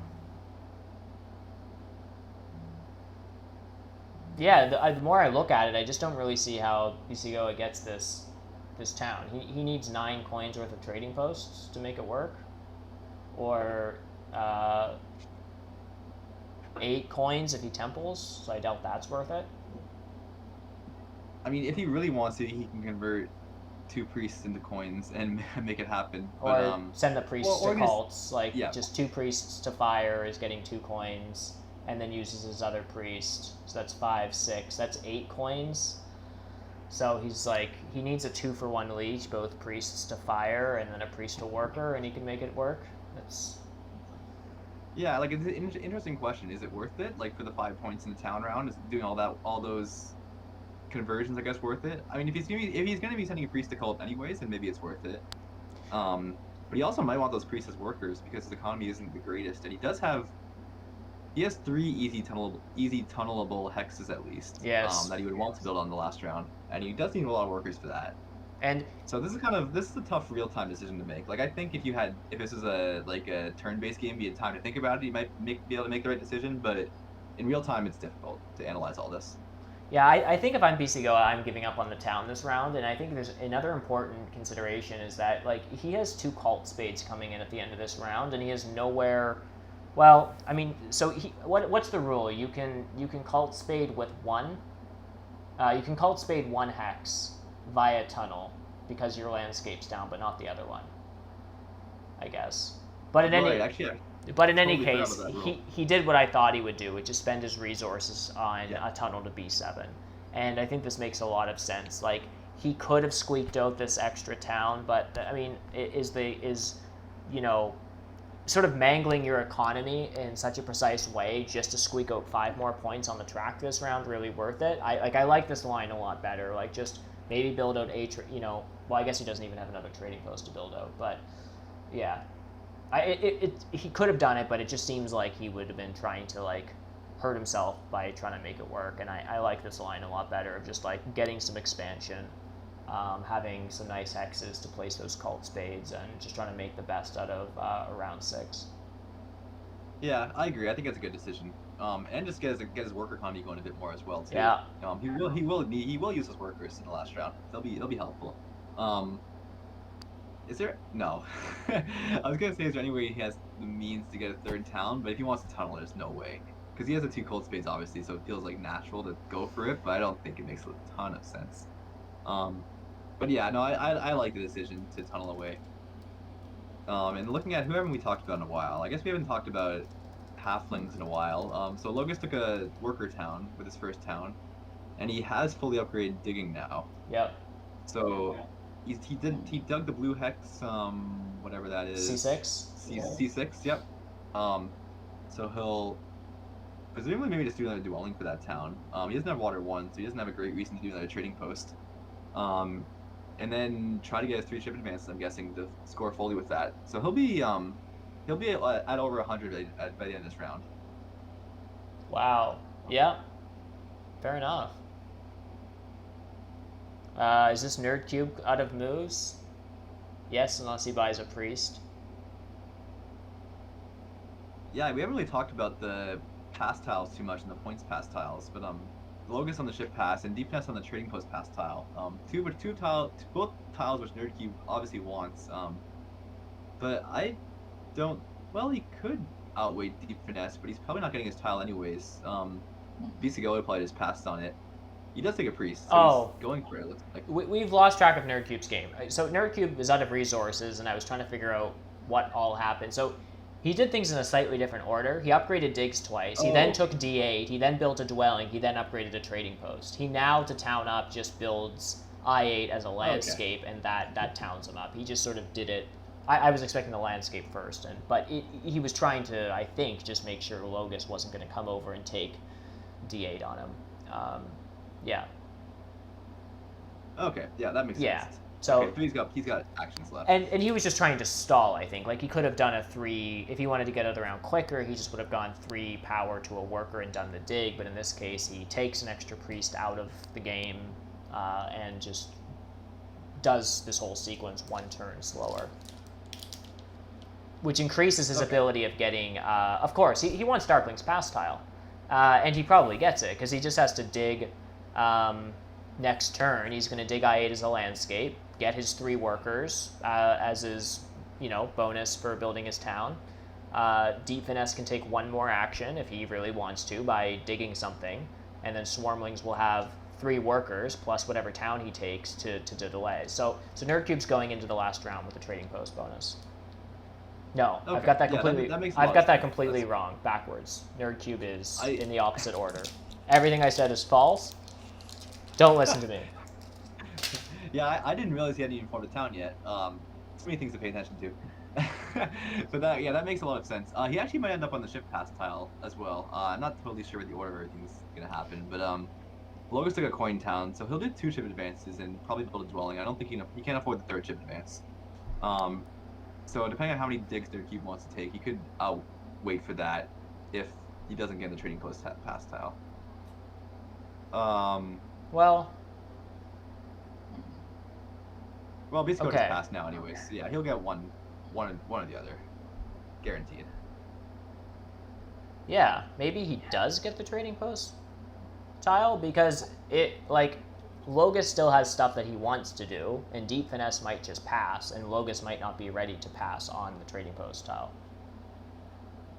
Yeah, and I actually do think Nerd Cube would much prefer the trading post pass tile over the ship pass tile. I'm not sure if he really wants to advance ship. It doesn't.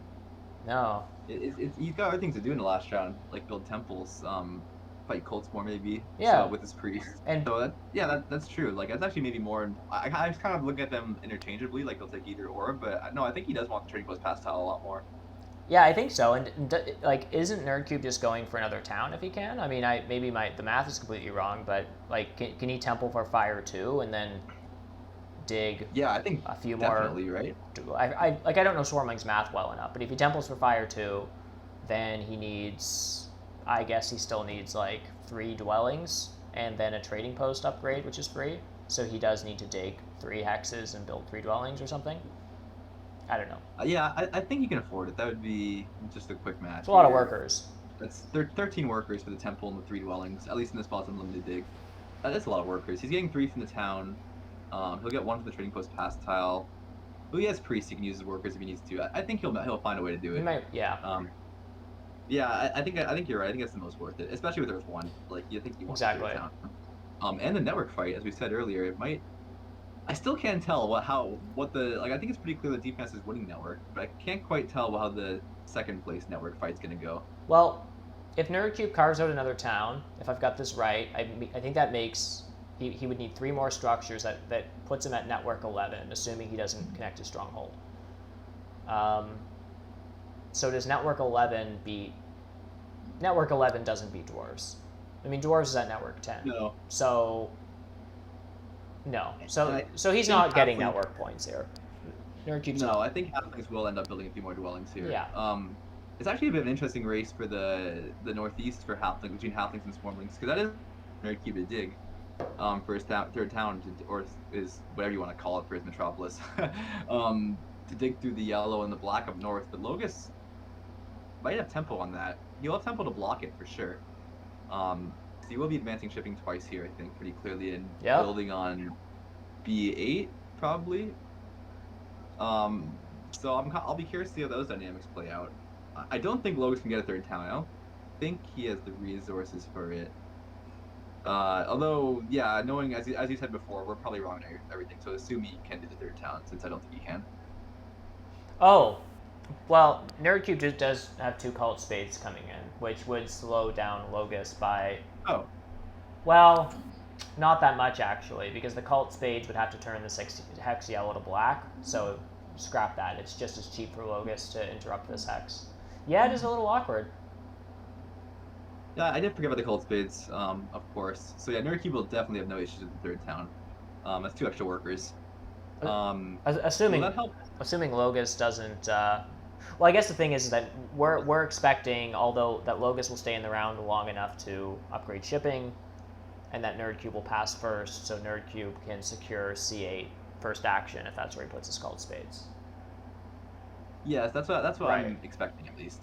But I mean, Nerdcube might even have the workers to not dig up north. Like he might be able to get a third town digging in like the. I guess everywhere else is kind of awkward, but he can dig through the yellow in the southeast, to the green there. Oh wow, he digs that hex brown. Okay, Logus doesn't have shipping yet. 2 shipping yet. That's ballsy. I mean, that seems so uncomfortable just seeing all the brown hexes there for halflings, but you can't reach them yet. I guess that's the thing. He can't yet, and Nerdcube is just going to dig this. Like, Logus will be able to this round, but Nerdcube's going to dig it again. To black? Yeah, he has to dig it again. I mean, right? Yeah, he has to. You can't let Logus just build there. Which I don't think he wants to. I don't think he wants to, at least. Is one way to stall. The problem with this is it makes his cult digs kind of inefficient. I mean, his cult digs are basically 2 extra workers, and maybe it's not as tight as I think it is, but yeah, he digs that to black, and then he basically loses a Cult Spade. Yeah, I guess it's not that big of a deal. I'm surprised he didn't perhaps like double or triple. Well, yeah, no. Then I guess the cult digs aren't useful too. I guess it was always a bit awkward for him. Well, he is gonna have to dig this to blue though, right? Right now, because so halflings have 2 shipping, and can't afford a 3rd ship. Oh, he just passes. Does Nerdcube not care about that hex? Wait, what? Does Logus not care about... Is Nerdcube like, dare me, I don't care, like, I'll just dig other stuff? I don't know. I'm shocked. Is Logus have any reason to not take that? I mean, he just has to do worker to coin. No, he just took it. Yeah, of course. Why not? That looks like a mistake, doesn't it? Like, I can't see any good reason why he would have done that, unless he wants Logus to beat Deepness on Network or something crazy like that, Oh which I my don't think's gosh. happening. Is that... I can't imagine that. like going full like 4D chess and like looking way in advance. Chat? He did that like very deliberately though, so I feel like he had a reason for doing that. I just don't know what the heck it could possibly be. Chat, what do you guys Maybe make of not. this? He just valued the pass higher. Yes, chat's pointing out that Nerdcube just said in chat.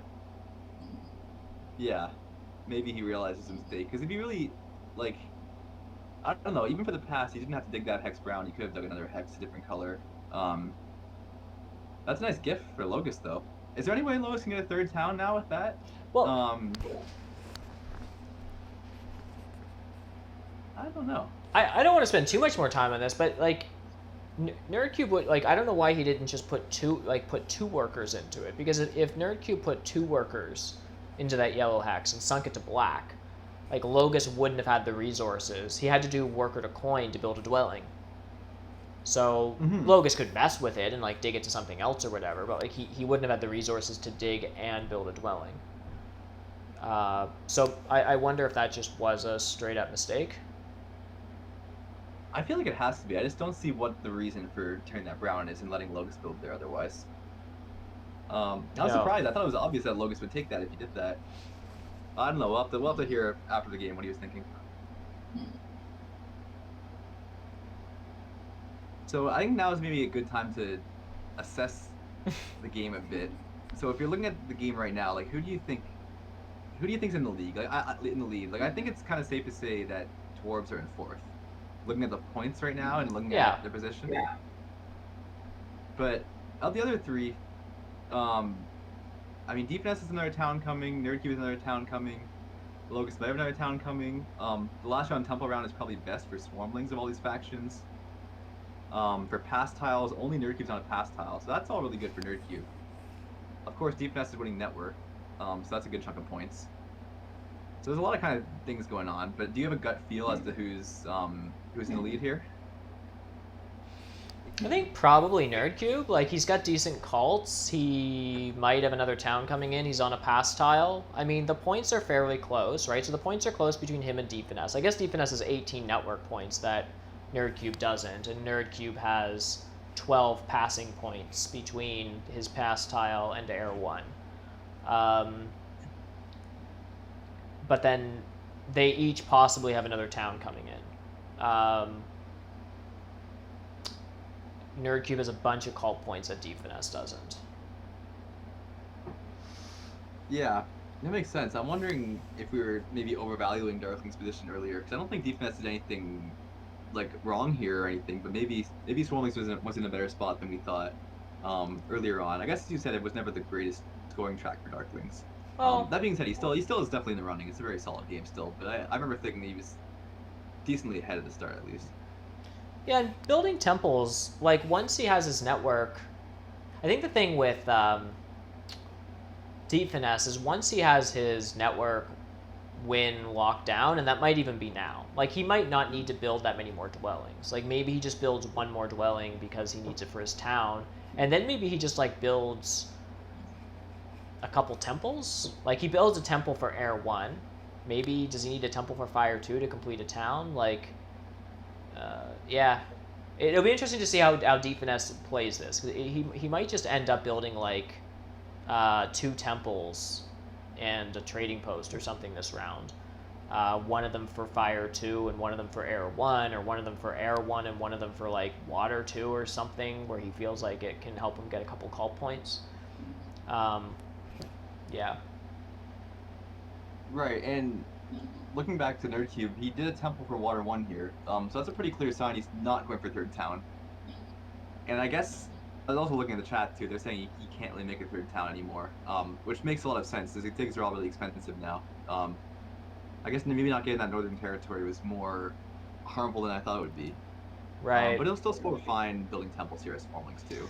You could potentially take Air 3 as well, and kind of leapfrog halflings in air. Yep. So it's an alternate path that is probably almost as good, if not just as good.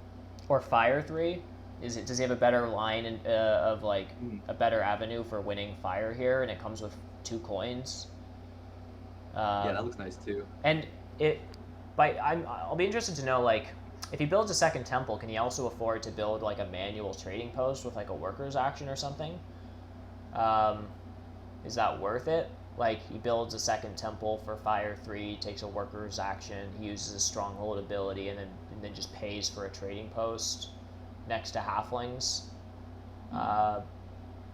Yeah, that's definitely the case. I mean, he's on the trading post past now, and he just built another temple. So this has to be two trading posts coming. Oh yeah, he can just priest a worker. He's got all the resources he needs, and it is Fire 3. First thing I got right. That's nice. Well, you also got right. Oh, I can't remember what it was earlier. There's something else I pointed out, but we'll find it when we watch it, or when someone else watches it, they'll point it out. Um, so now we're seeing things play out a little more now. Like we're seeing, it's pretty clear now that Nerdcube's not getting network points. So Logos or Bisagoa, one of them is getting second on network here still, which is still a pretty substantial swing. And with Logos, he's at 106 points. He has a nice point lead, although he doesn't have a third town coming, I don't think. So Defense has that on him for sure. But he's still right in the running, that's for sure. Especially if he wins Air Cult. If he just threw a Priest to Water, so he's looking to get some more cheap cult points on Water, which makes sense. I don't think Darkling's going to fight him there. Maybe Dwarves will fight him. But he is going to be able to manufacture some points, at least at the end. Yeah, I'm trying to figure out this network race, but of course, BC Goas, I guess I missed it. I was babbling on about temples or something. But when Logos planted, I don't know if it was a cult spade or just a single worker, but H7 has been turned red. So BC Goas had a decent bit of disruption this game. Of course, E6 was taken, which is another gray hex. So I don't know. BC Go's expansion is going to be pretty difficult here. There aren't any other grays he can build on. He can hard dig down another dwelling, but yeah, he can maybe. He could. No, he doesn't have enough dwellings. He's gonna take it hard dig a dwelling and then tunnel to whatever that is in the hex on the side of the map there. He actually got more structures down than I thought he might, to be honest. He's going to get 13 down at least if he wants. I mean, maybe there's a world. I mean, with Swarmlings and Halflings both with upgraded digs and Darklings in the game, there's no pressure on these spade actions. So maybe there's a world where BC Goa towns up, gets enough leech to take the double spade, and gets out 2 more dwellings down without either of them being tunnels, is probably what that would have to mean. But he does have Earth 1, and it would give him network. What is that, network 14? Yeah, that's 14. That's got to be the ceiling for dwarves. Is a network 14. 4 structures left, which means halflings would have to trading post 3 dwelling in a landscape to beat that, which he doesn't. Yeah, so BC Go's got second on network. What am I talking about? That took me way too long to calc. Okay, well that's good to know. I mean, Darklings are going to get to 15 structures. Pretty sure. So. Yeah, he should get to 15. He just needs a ship advance. He'll need a spot to build that. There's one open black hex. There's no more priest towns, so there's no. Oh no, he does have another hex there. I think Defense will find a way to 15 structures, so that'll probably be second network then. Yeah, so it's hard to see. It looks pretty close at the end between Nerdcube, Defense, and Logos. I still. I guess I'd say I like Nerdcube's spot the most. He's winning 3 cults, and it's a good position on the other cult. Has Air 1 and a pass tile, so he's got a lot of points coming in the bag here. I don't know what else he's doing this round. He doesn't have too much else to do. I guess he has a trading post action. He could build another temple. But every temple he builds is also losing 2 points for the trading post pass tile, so it's not the most efficient anymore. So he doesn't have too much great to do, I don't think. Yeah. And we see in the chat, George is asking if we factor in the driller. That's a great point. We haven't factored in the driller, so I think halflings are actually winning network with the driller factored in here. So that changed the math a lot. Sure does. What does this need, the stronghold to get out? Yeah. Wow. Yeah, it's terrible. Although he did take water too, so I'm sure George is loving that as well. Yeah. But yeah, no, we see the halflings water push kind of. He may have taken that earlier. I may have missed that, but he's definitely see the water push continuing here. Deep Finesse is being offered some leech. He's putting some thought into. Oh, is this 4 for 3? Yeah, it is. Yes, it looks like it. Yeah. That is a good bit of leech. So Deep Finesse is doing his final calcs for how he wants to wrap this up and determining if he wants 2 coins probably, or could these be? Is this a worker action that it would have been? Well, anyhow, he declines it, but. Yeah, I guess he's got another path. I guess he doesn't need that. I wonder what town tile he'll take, because there's coin town, there's power town, there's ship town, there's 11-point town left. Got to be the 11-pointer. I think so. For Deep Finesse, I mean, it's not a ship town, it's not a power town.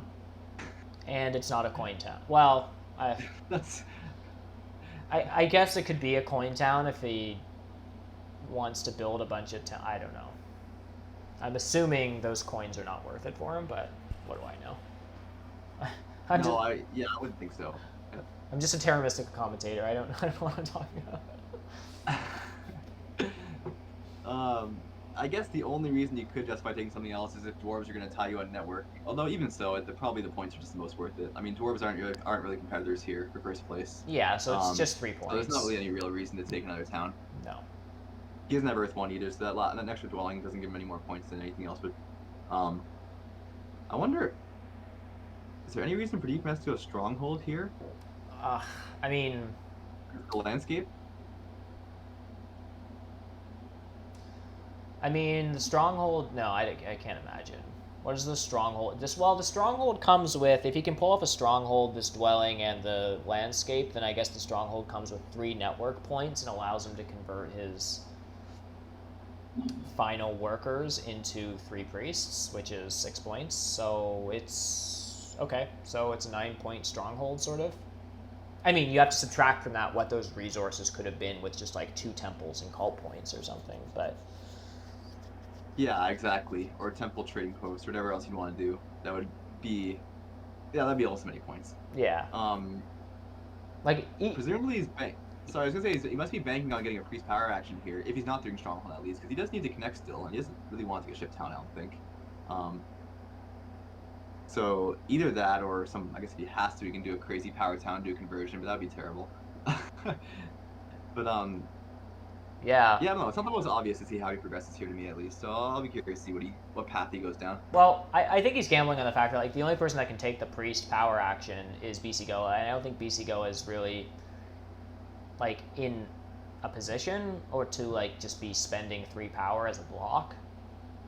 Like, no, you know what I mean? Like if you're fighting for like between another player for first or second, like then that kind of stuff makes sense. But I don't know that he's. I think that must be the gamble. Oh, I guess Logus can take the priest, but he doesn't. Oh, he just didn't. Yeah, no, definitely. There's no reason for BC Goa to take it. He needs to focus on scoring as best he can himself. Only if you're really directly competing with someone, then it's worth, I think, going for a block on them. Mm-hmm. Oh, and chat's reminding me that Deep Finesse could have just taken the priest last round. So he's just, I don't know. Oh, okay. So he must be either doing a stronghold or a ship town then. Nothing. I mean, he has to connect. Heck, he needs 1 shipping, so.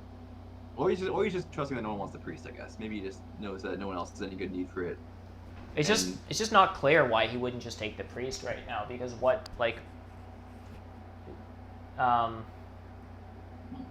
yeah, what else does he want that power for, right? Well, unless he really wants the coins. No one else is founding a town, right? So there's no like pressure to race out your town. Yeah, that's true. There's no rush at all for that. And this will be kind of telling here what he does in this turn. So looking at what else would happen, BC Goa did tunnel and do another dwelling, and he will get 1 more dwelling out with 1 more tunnel. So he did find a way to get to 14 structures here. It seems like. I think Logus put another dwelling as well. He doesn't have too many resources left, so he's not got too many more options. Mm-hmm. And we do see defense to a temple for Air 1. Okay. That's reasonable, but again, a little confusing why you would. Well, I guess maybe there. Well, okay. There was pressure on Air 1, so fair enough. Yeah, or maybe he is just banking on taking a ship town now that he sees dwarves getting to 14 structures. Although, as we said before, I think it's still more worth it just to go for the 11-point town and advance shipping manually. But maybe he has that in his mind. And we do see NerdCube do I was gonna call it an expensive trading post, but it's not really. Yeah, it's a normal trading post for Swarmlings. We do see him build it, and that makes sense. That's a 3-point trading post, factoring the bonus tile and Air 1. Now, does NerdCube send this last priest to fire to force BC Goa to? Yeah, he must protect his position. I think so. I mean, well, either to fire. Yeah. What else would you do with it? Well, except for with BC Goa, I think a temple for fire 2 or something just to win fire is worth quite a few points. Like, what else is BC Goa doing with his resource? Like, he's building another dwelling. Yeah, you can tunnel and build a dwelling for 6 points. Well, actually, Logos can get another dwelling down too. Maybe not. So maybe it's not important for network. Oh, well, and it helps him tie deep, and that's important. In network would be important, but I don't know if that's gonna happen or not. of course, he can tunnel, and he doesn't have another open gray that is accessible not through a tunnel. Yeah, so BC Go's final resources must just be to get to network 14, tunnel. Yeah, that's a really important dwelling. So that's all of his resources, Yeah. and then he just has some coins left. So he'll end up with 2 resource points, possibly 3 if he gets another free leech. Logos is just turning his workers into points slowly. Yep, just digging away. Yeah, no rush at all. Very casual. So are you a fan of math? We want to try doing some endgame math here to see who's gonna win.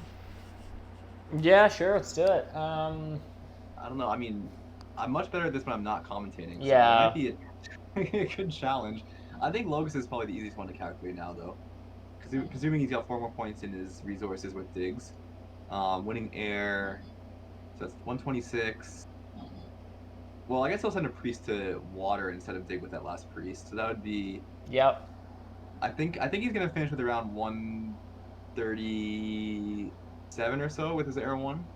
That's my best guess for Logos at least.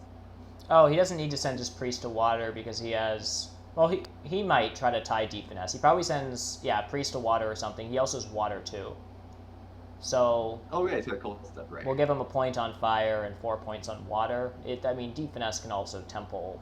We have no idea how that's going to break, but 1, 4, 8. It's like 13 cult points. 6 network. 19. So and a couple air 1 points. 25 more points. Is 140. What did you get? I said 137, but I forgot about the cold step too. So yeah, that seems somewhere around there is about right. Nerdcube just passed, so we can do him easily. So he's got no network points, but he's got looks like 27 cult points.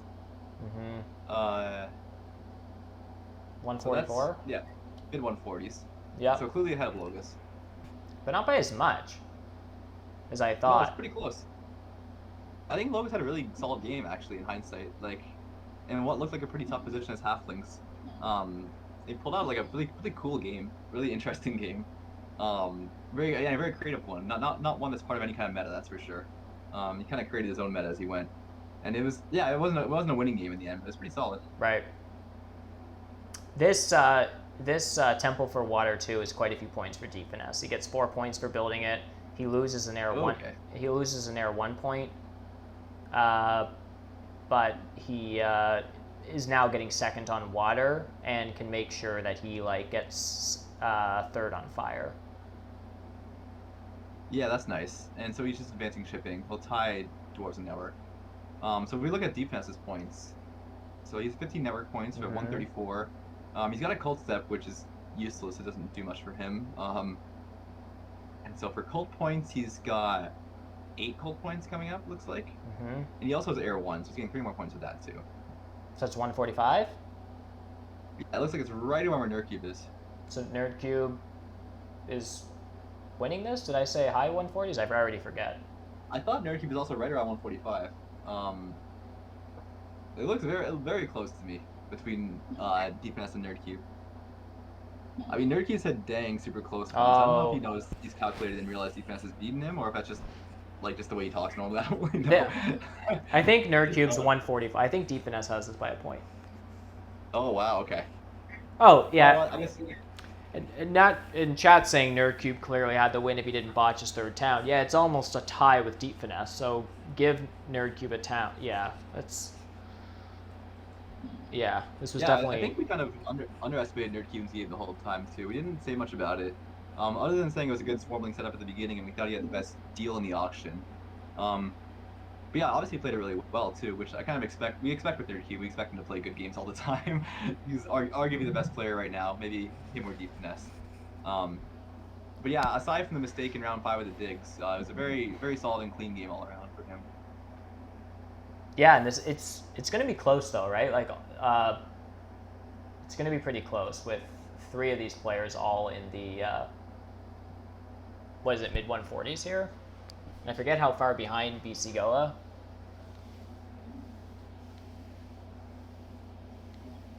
Yeah, let's let the famous TM countdown Let's just let it happen. do its thing. And We'll see if our calculations are right. we are going to get a winner's interview here, so just hang tight, everyone, whoever it's going to be.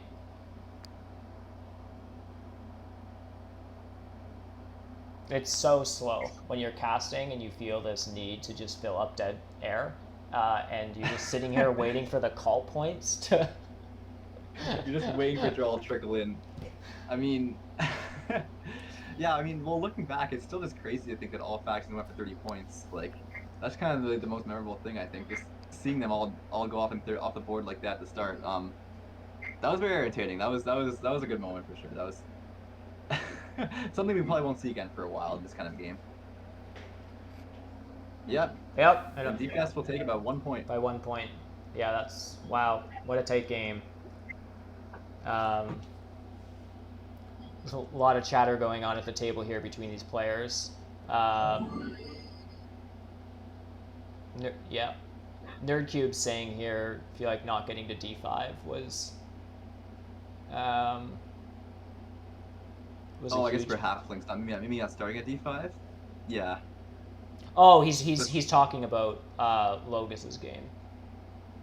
Yeah, well, right. I was kind of surprised that Logus did start on G4. Usually this D5 hex, and which is why Deep Finesse had an interesting game, because like I've never seen this stuff carved out for either black faction on this map. Like usually there's just so much activity in the center here that like another reason why brown is good on this map is they get D5, and it's rarely part of a town. They just strand a temple or something there, and then they just get a ton of early leech. So it was interesting to sort of see him seed that territory of Darklings. But anyhow. Yeah, it was definitely nice kind of, I guess, boon for Deep Finesse. And yeah, Logos missed out on a lot of leech there too, because you see Swellings upgrading around there, as well as Dwarves. That would have been a lot more leech for Halflings. So maybe in hindsight, he regrets not starting there. Anyways, do we have Deep Finesse here? I don't think so. I just messaged him. I guess I can. Hey, how's it going? Oh, hey, Deep Finesse, how are you? Congrats on winning as usual. I think you must be getting used to winning by now. It was a tough fight. I was under a lot of stress with the C2 hex and the small fight over dwarves. Yeah. Yeah, for sure. Talk us through that a little bit. Like that seemed like kind of a spicy move almost early on for you just to plant like to invest just a single priest in there, just turning it green when there were arguably opportunities for BC Goa to be able to take it back. But yeah, just talk us into your sort of mindset on putting so much pressure on that hex so early. Well, part of it was it's a good town spot, and because of where I decided to put my round 1 strong sanctuary, round 2 sanctuary, well, round 1 temple into round 2 sanctuary, I kinda like it just turned out to be the most convenient thing I can find. Right. And also meant I didn't need to increase shipping, and like even though I took 2 favorite tiles to start, and the shipping bonus that was in the game, it still felt like I would be a little coin short, and I was kind of coin short like throughout the game. Got a couple of key coin actions, and like just barely made it through. Yeah. So yeah, I feel like connecting with 1 ship and sort of being forced to make my town there. And like I wouldn't be able to put in the south. There was another grain in the south I could take, but that would like join with my other town. So it was I see. Like, it was a little awkward. Right. I kind of felt I needed it. Right. So you were always planning your like what is now a temple on F2 to be bridged down to that southern cluster to be part of a town, and that was part of why you didn't want to dig the F3 gray hex. Yes. Also, like I would have had to dig it at probably an opportune time. Like it might have forced me to town up round 4. Right. Because otherwise doors could tunnel there. Right. So it was yeah. Like Right. it's very unfortunate I had to pick the fight. Like I'm like preferably would rather not pick fights, especially if like my economy can barely support it. But it just felt like the path I had to take. Right. And like I had to hope that Visagoa's like analysis was the same as mine, and it was not worth for him to take it back. Yeah, and at first I thought he might try to make a play for it. I think Barnwell pointed this out, that like he had 2 priests that he could have sent to water for a cult spade, and he did in fact pass before you. Like there were opportunities for him to take it, but it wasn't until like the round after that it made sense to me of like, oh, he's just going to build a sanctuary there, and you're just going to allow him to tunnel up through to those hexes anyhow, so you guys can just kind of coexist, and why fight over a green hex for Visigoa. So it did kind of make sense for him. Yeah. One other thing. Sorry, go ahead, Barnwell. I was gonna say one question I had was one thing we were curious about, we almost didn't expect, was the Sanctuary round 2, which is funny because as Darklings you almost always want to get the Sanctuary up early, but we thought you might do a second Temple just for the points and to save on your coins for a bit and do the Sanctuary in round 4.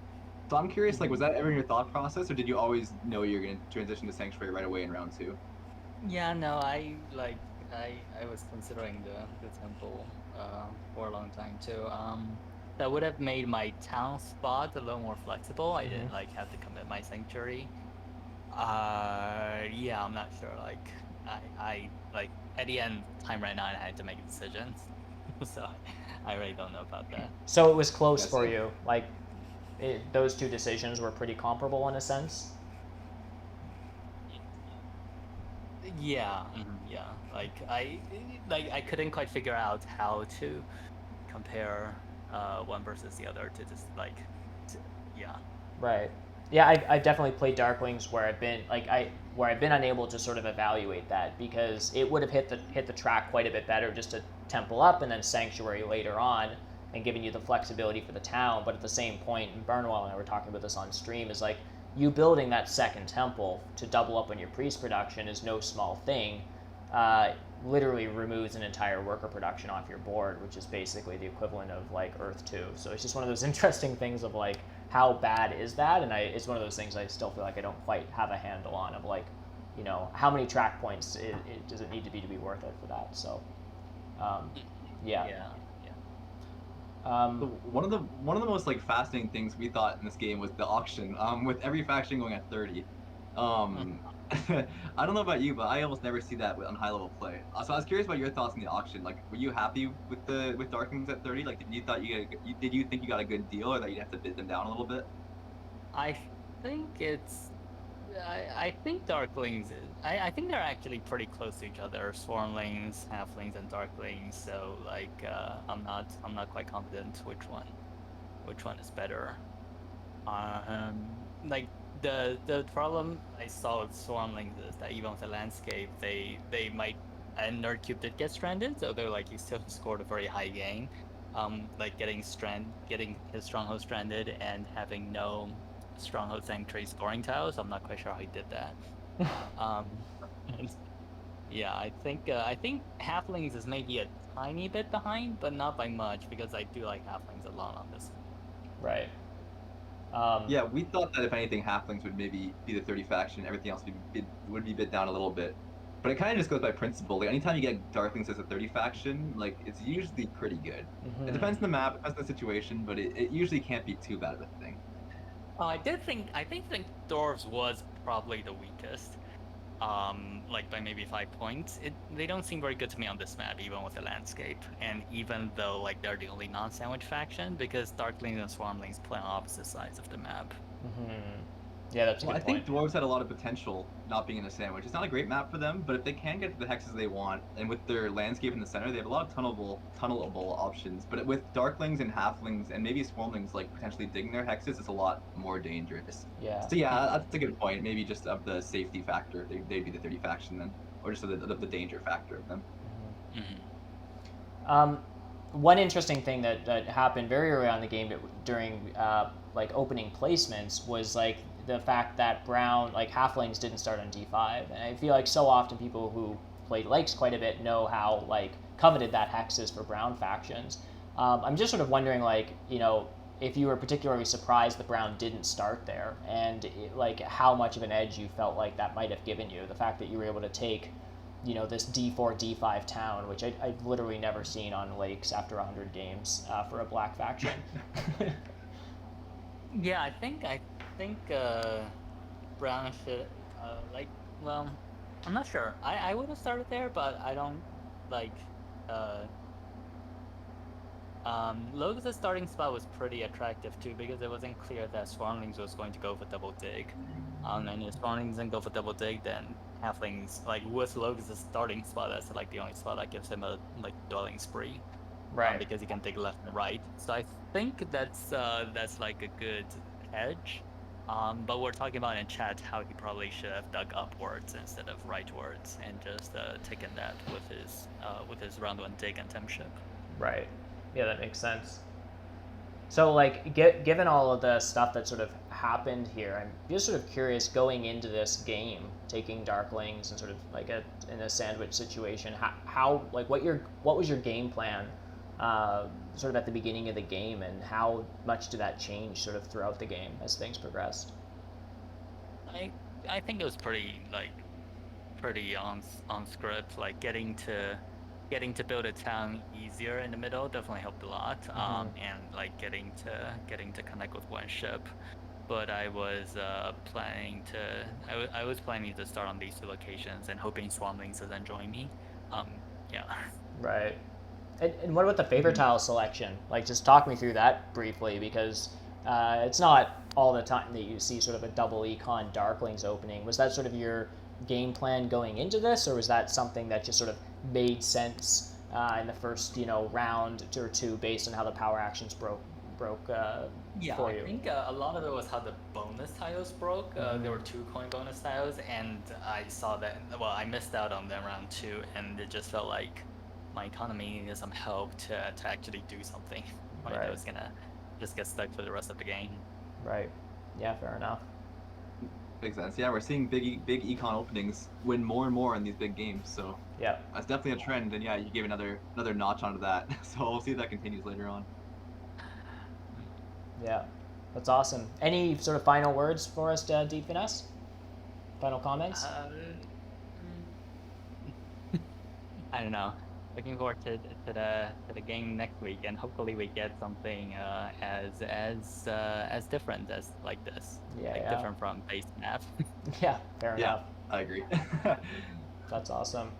Well, look, congratulations on an incredible game. It was a pleasure to watch this game and to cast with Barnawal and stuff. Huge congrats to you. Very well played. Obviously a tight game. So good luck next week as well. Thanks. All right. Thanks. Yeah, guys. good luck. Have a good evening. And thanks to everyone for tuning in, for hanging with us. It's been a lot of fun to have everyone in chat and for all the comments throughout. It's been really great. Any final words or comments from you, Barnawal, before we wrap things up? No, I think I've said everything that I wanted to say about the game. No, thanks for having me as your co-commentator. As I said, it's always fun to commentate these games. And yeah, I agree with you, Finesse. It's fun to have a non-base map game, have an interesting like combination of factions and strategies here. So no, it's been a good time, and I'm looking forward to watching some more of the Tuesday League games later this evening. Yeah, absolutely. Well, that's great. Well, we'll stop it there, folks. Thanks, everyone, so much once again for tuning in. If you're playing in other Tuesday League divisions later this evening, good luck on your games, and we'll see you again next week. Bye for now.